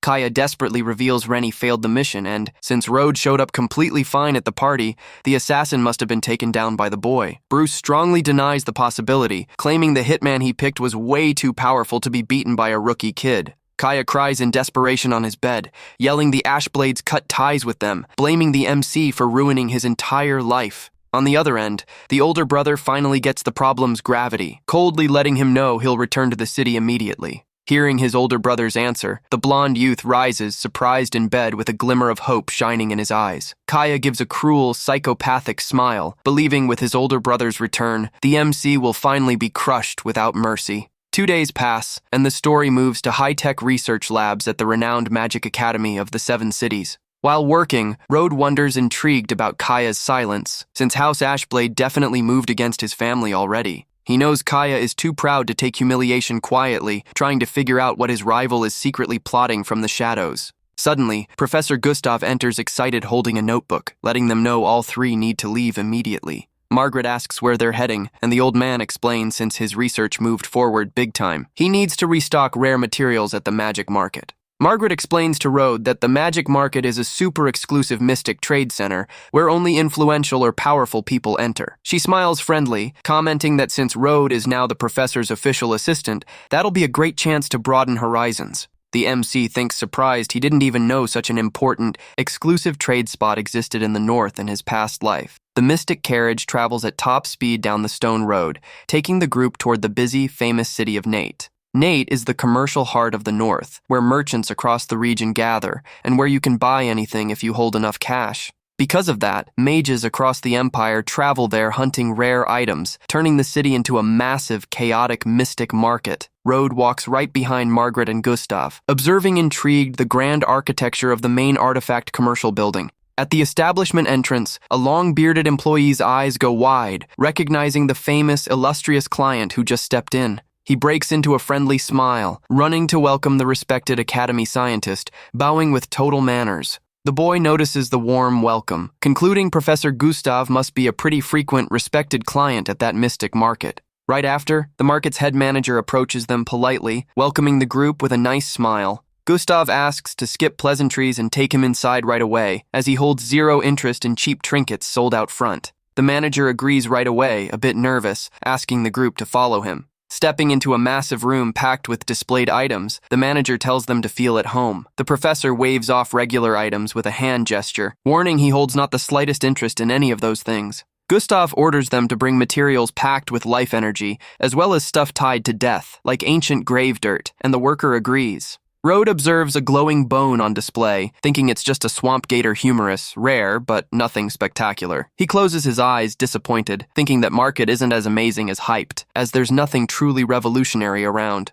The boy reflects a real magic artifact needs power to pull off the impossible, being the kind of treasure that'd make thousands of men fight to the end. Margaret and Rode hear a nearby argument, where a man shouts he saw the life crystal first, and the other fires back saying he hasn't paid yet. Margaret asks who that man is, and the manager explains it's Professor Ball, Gustav's eternal rival who constantly bickers with him over materials. Rode looks at the large, glowing green ore, questioning if that really is a life crystal. The MC realizes on the spot that's nothing more than crystalline wind ore that elves try using to fool others. Annoyed, Gustav calls his rival an old vulture, asking if he needs to steal absolutely everything that catches his eye. Ball mockingly smiles, replying first come, first served, besides questioning how Gustav can talk about theft when he hasn't even paid. Gustav gets furious at the taunt, gritting his teeth, unsure how to reply to his pushy rival. Rode steps up, calmly letting the professor know that object isn't a life crystal, just disguised wind ore. Surprised by the reveal, Gustav asks if the boy is 100% sure it's crystalline wind ore.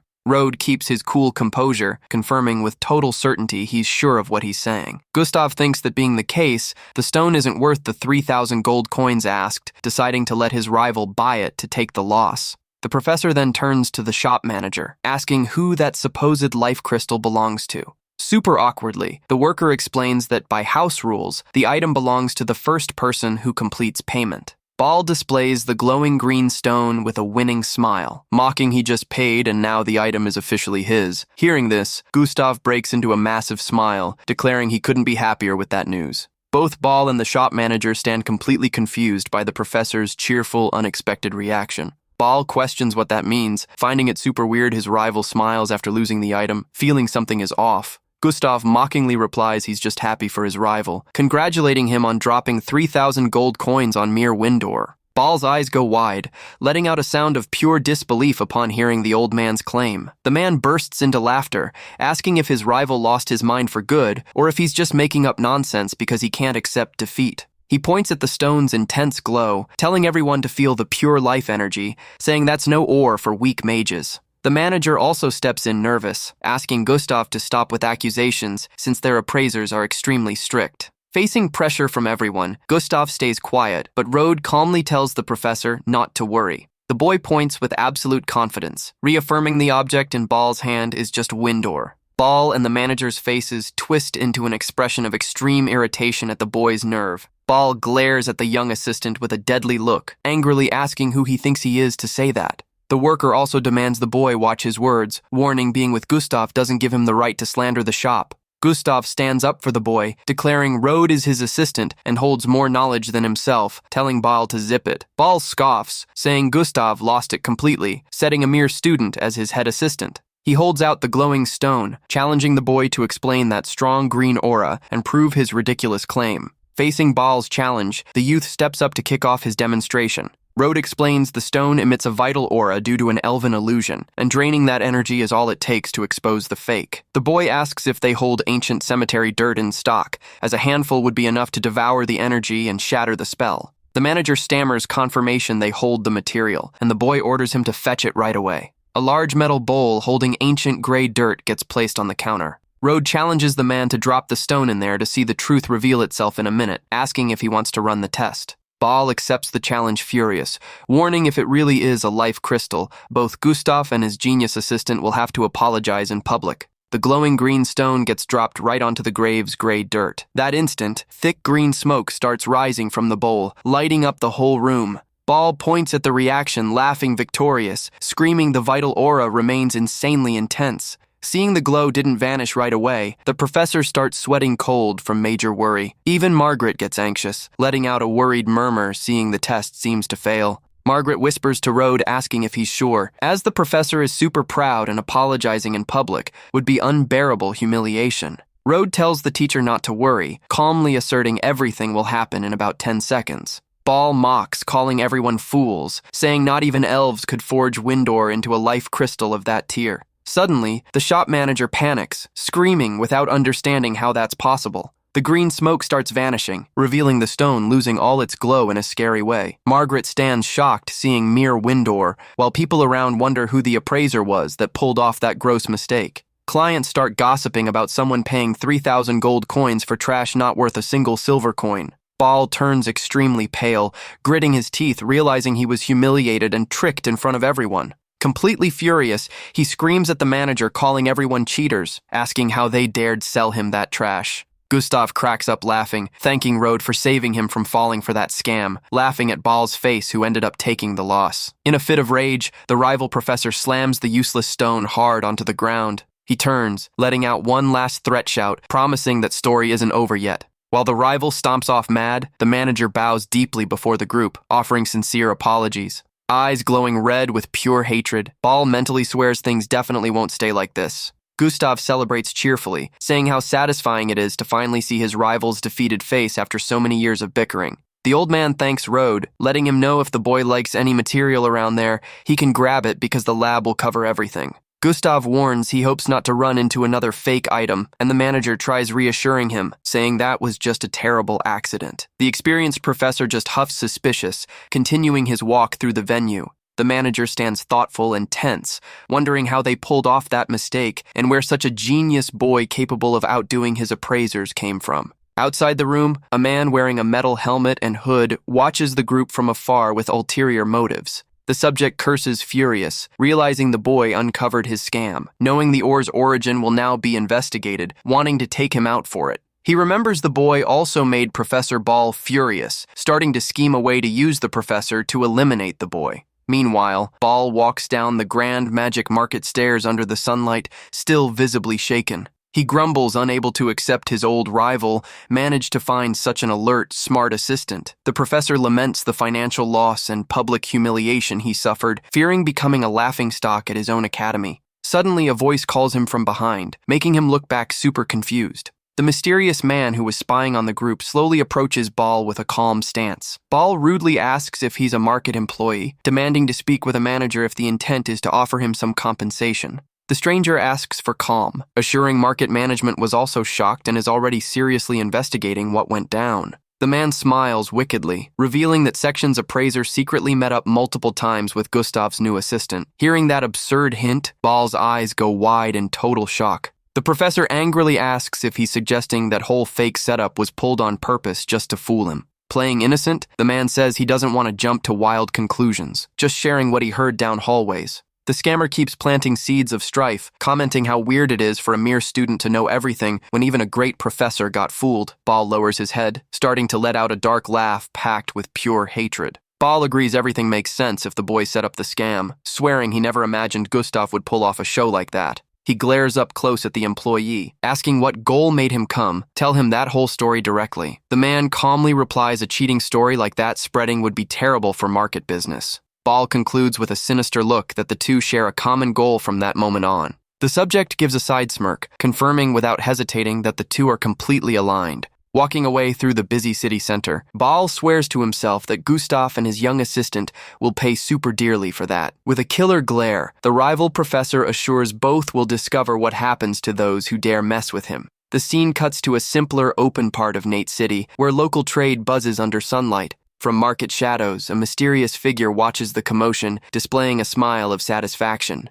Meanwhile, Gustav, Rode, and Margaret keep walking peacefully among various street stands at the Mystic Market. The old professor crouches at a simple floor stand to inspect some plants and curious objects. He inspects a volcanic heart up close, complaining frustrated seeing the pieces drained, nothing more than an empty shell without magic. Next, he looks at a dried, potted plant, tossing the item aside for being just a decayed nightmare ivy with zero trade value. Rode observes the low quality of surrounding items, thinking to himself he'll hardly find what he needs there that day. However, right when he was about to give up, the boy suddenly stops, sensing a strong, mysterious life magic aura coming from nearby. Road recognizes the item right away as bloodwood, an extremely rare raw material formed under the most extreme conditions. He notes it seems fossilized due to time, but the vital energy inside is colossal, being ideal to stabilize souls in life magic research. However, shifting his glare sideways, the boy spots something even more surprising, letting out a murmur. He spots a bizarre decorative skull displayed at the stand, holding a strange purple gem embedded straight into its forehead. Road realizes it's an extremely rare Hellor fragment hidden in the bone, perfect to bump his Necromancer powers to a top tier. Faking zero interest, Road points at the items, asking the seller the price, saying he needs something to use as table shims in the lab. The merchant laughs, explaining those northern gravestones hold nothing special, being just super hard rocks with zero value to appraisers. He then offers the stones for just 5 silver coins each, letting the buyer pick whichever he prefers. With a subtle smile, the boy proposes taking that whole lot of ancient stones and bones for a total of 50 silver coins. Thinking he pulled off a great deal with that trash, the seller joyfully accepts the offer instantly. The MC hands over the small pouch with agreed silver coins, wrapping up that purchase real quick. Getting ready to head out, Margaret laments the trip wasn't super useful or packed with big finds. Road hands the fossilized wood to Gustav, explaining it's rare bloodwood packed with vital energy for his research. The old man looks skeptical at the black rock, telling the boy he knows full well what bloodwood is, and that's just a regular stone.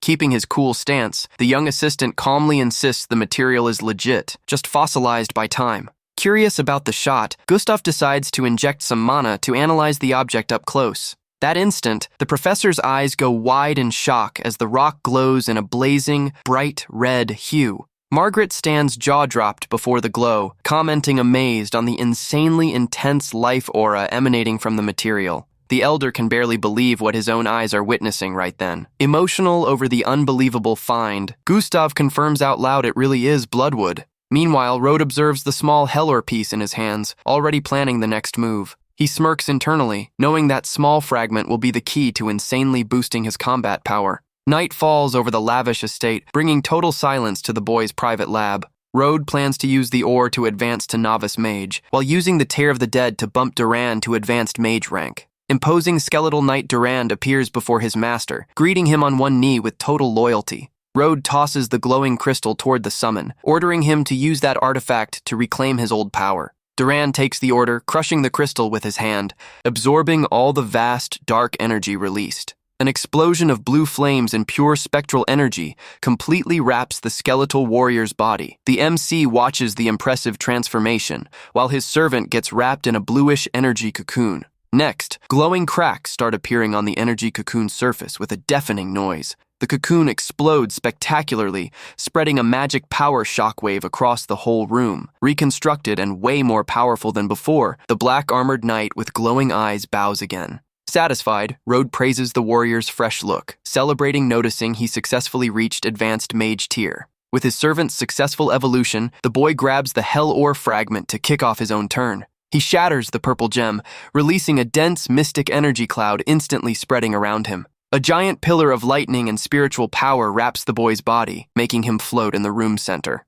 The boy channels mana flow, realizing Durand's evolution combined with the gem is generating an incredible effect. Thanks to that massive power buildup, he easily breaks his wall, advancing to novice mage rank. The MC reflects that with this new level and an advanced tier protector by his side, his safety is set. He gives a confident smile, knowing he can now pull off spells and combat methods that were previously impossible to use. Next day, the influential Shadowthorn family's carriage arrives at their grand, massive mansion gates. A man in imposing military boots steps down from transport under watchful glares from lined-up entrance guards. Lord Bruce Shadowthorn walks forward with an extremely serious, cold face, wearing his lavish combat gear. Kaya runs excited to meet his older brother, celebrating relieved seeing he finally returned. Bruce glares at him coldly, saying he knows everything, demanding explanations for Kaya, getting humiliated and making the Ashblades cut ties. Kaya tries making excuses, saying the rival is way too strong, lamenting the hitman's disappearance, complaining the Ashblades are cutting business deals.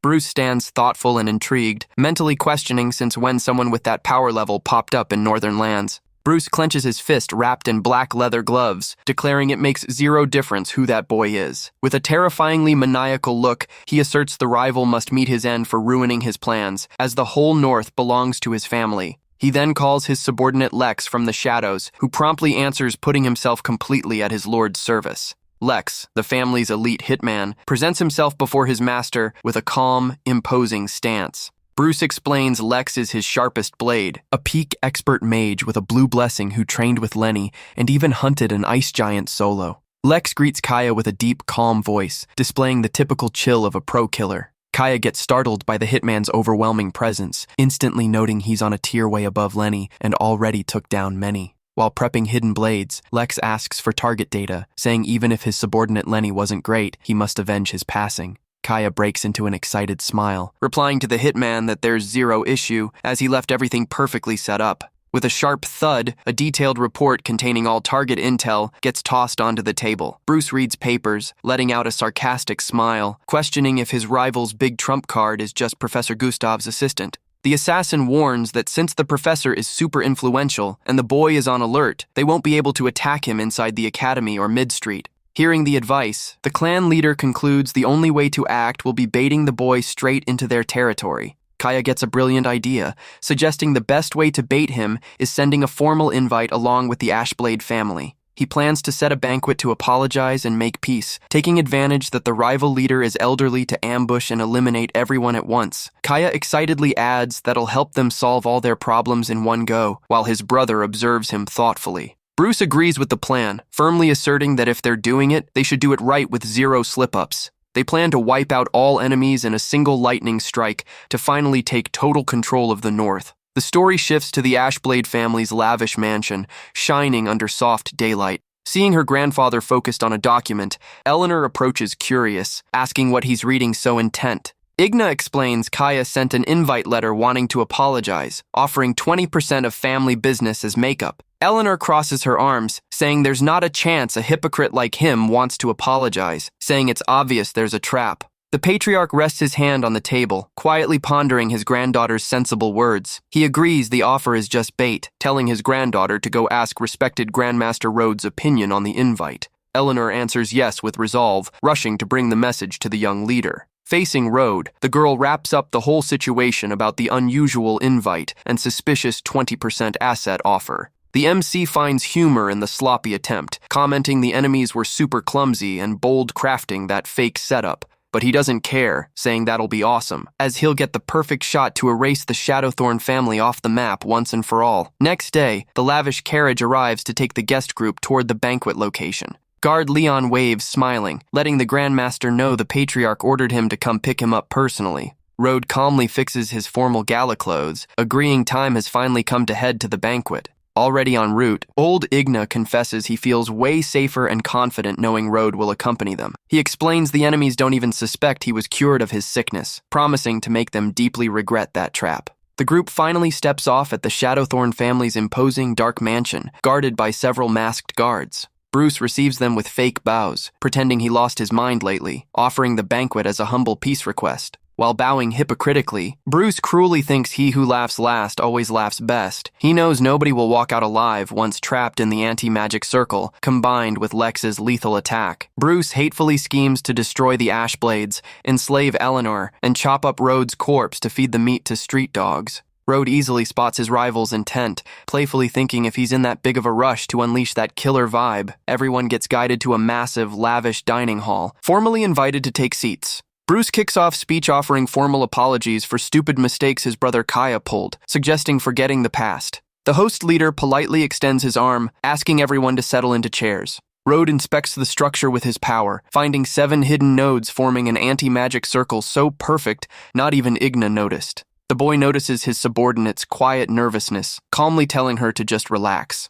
Fully trusting her powerful leader, the girl takes a deep breath, agreeing with the instruction. The 2 big family leaders raise red wine glasses in a toast to celebrate that supposed fresh start of peace. Keeping business formality, Igna takes the moment to question about transferring the promised 20%. Bruce lets out a relaxed laugh, exclaiming he almost forgot the most important part of the deal. However, behind that friendly front, his cold glare and sadistic smile reveal the start of the planned slaughter. He claps hands twice loudly in the hall, giving the agreed signal to launch the mystic ambush. A butler approaches, holding the property transfer contract on a silver tray, saying only the signature is missing. Without suspecting the rush, the old patriarch reaches out his hand to grab the official paper and finalize the deal. But the exact split second he touches the paper, a terrifying, cutting magic trap activates at the spot. The butler reveals himself as a disguised assassin, lunging at the patriarch with claws, screaming that's no contract, but his death sentence. Facing the sudden lethal charge, old Igna remains absolute calm, without even dropping his wine glass. A violent impact hits the spot with a deafening thud, sending shrapnel flying across the dining table. The disguised hitman staggers back, shocked, unable to grasp how his stealth strike got repelled so easily. Igna stands up calmly, surrounded by an overwhelming, imposing, golden magic aura emanating from his cured body. Seeing the aura, Bruce gets terrified, realizing the old man is at peak expert mage level, questioning how he healed from the severe sickness. Igna bursts into laughter, mockingly saying a grandmaster cured him and made him stronger, adding Bruce finally showed his true colors. Bruce warns there's no turning back, ordering Lex to join forces with him so they attack and destroy the invaders together. Combat kicks off frantically with opponents moving at high speed, trading swift blows across the hall. Even outnumbered, the experienced patriarch gives a confident smile before unleashing his technique. He challenges enemies to come with everything, promising to teach those pushy brats an unforgettable lesson. Suddenly, the massive hidden anti-magic circle on the ceiling activates, glowing in an intense purple hue. Sensing his magic energy getting blocked, the elder's eyes go wide, realizing he fell into an anti-magic barrier. He desperately tries summoning powers, but realizes in horror he can't channel a single drop of magic. Bruce mocks, saying he spent a fortune on that barrier, telling the old man to accept his end, as Clan Ashblade will now belong to him. Seeing her grandfather's extreme danger situation, Eleanor screams desperately in his direction mid-hall. Even without magic, the old man dodges physical attacks masterfully, leaving his opponent annoyed at his agility. Realizing the place is way too dangerous, Igna shouts for Eleanor to run right away along with Master Road. Tears in her eyes, holding her sword hilt firm, Eleanor refuses to abandon her grandfather in that spot. She begs Road to run and save his life, asserting she'll stay to fight and accepts meeting her end beside her grandfather if needed. Road walks calmly, passing the girl, commandingly ordering her to step back and move away from combat. Desperate, the young lady warns not even he can cast spells due to the block,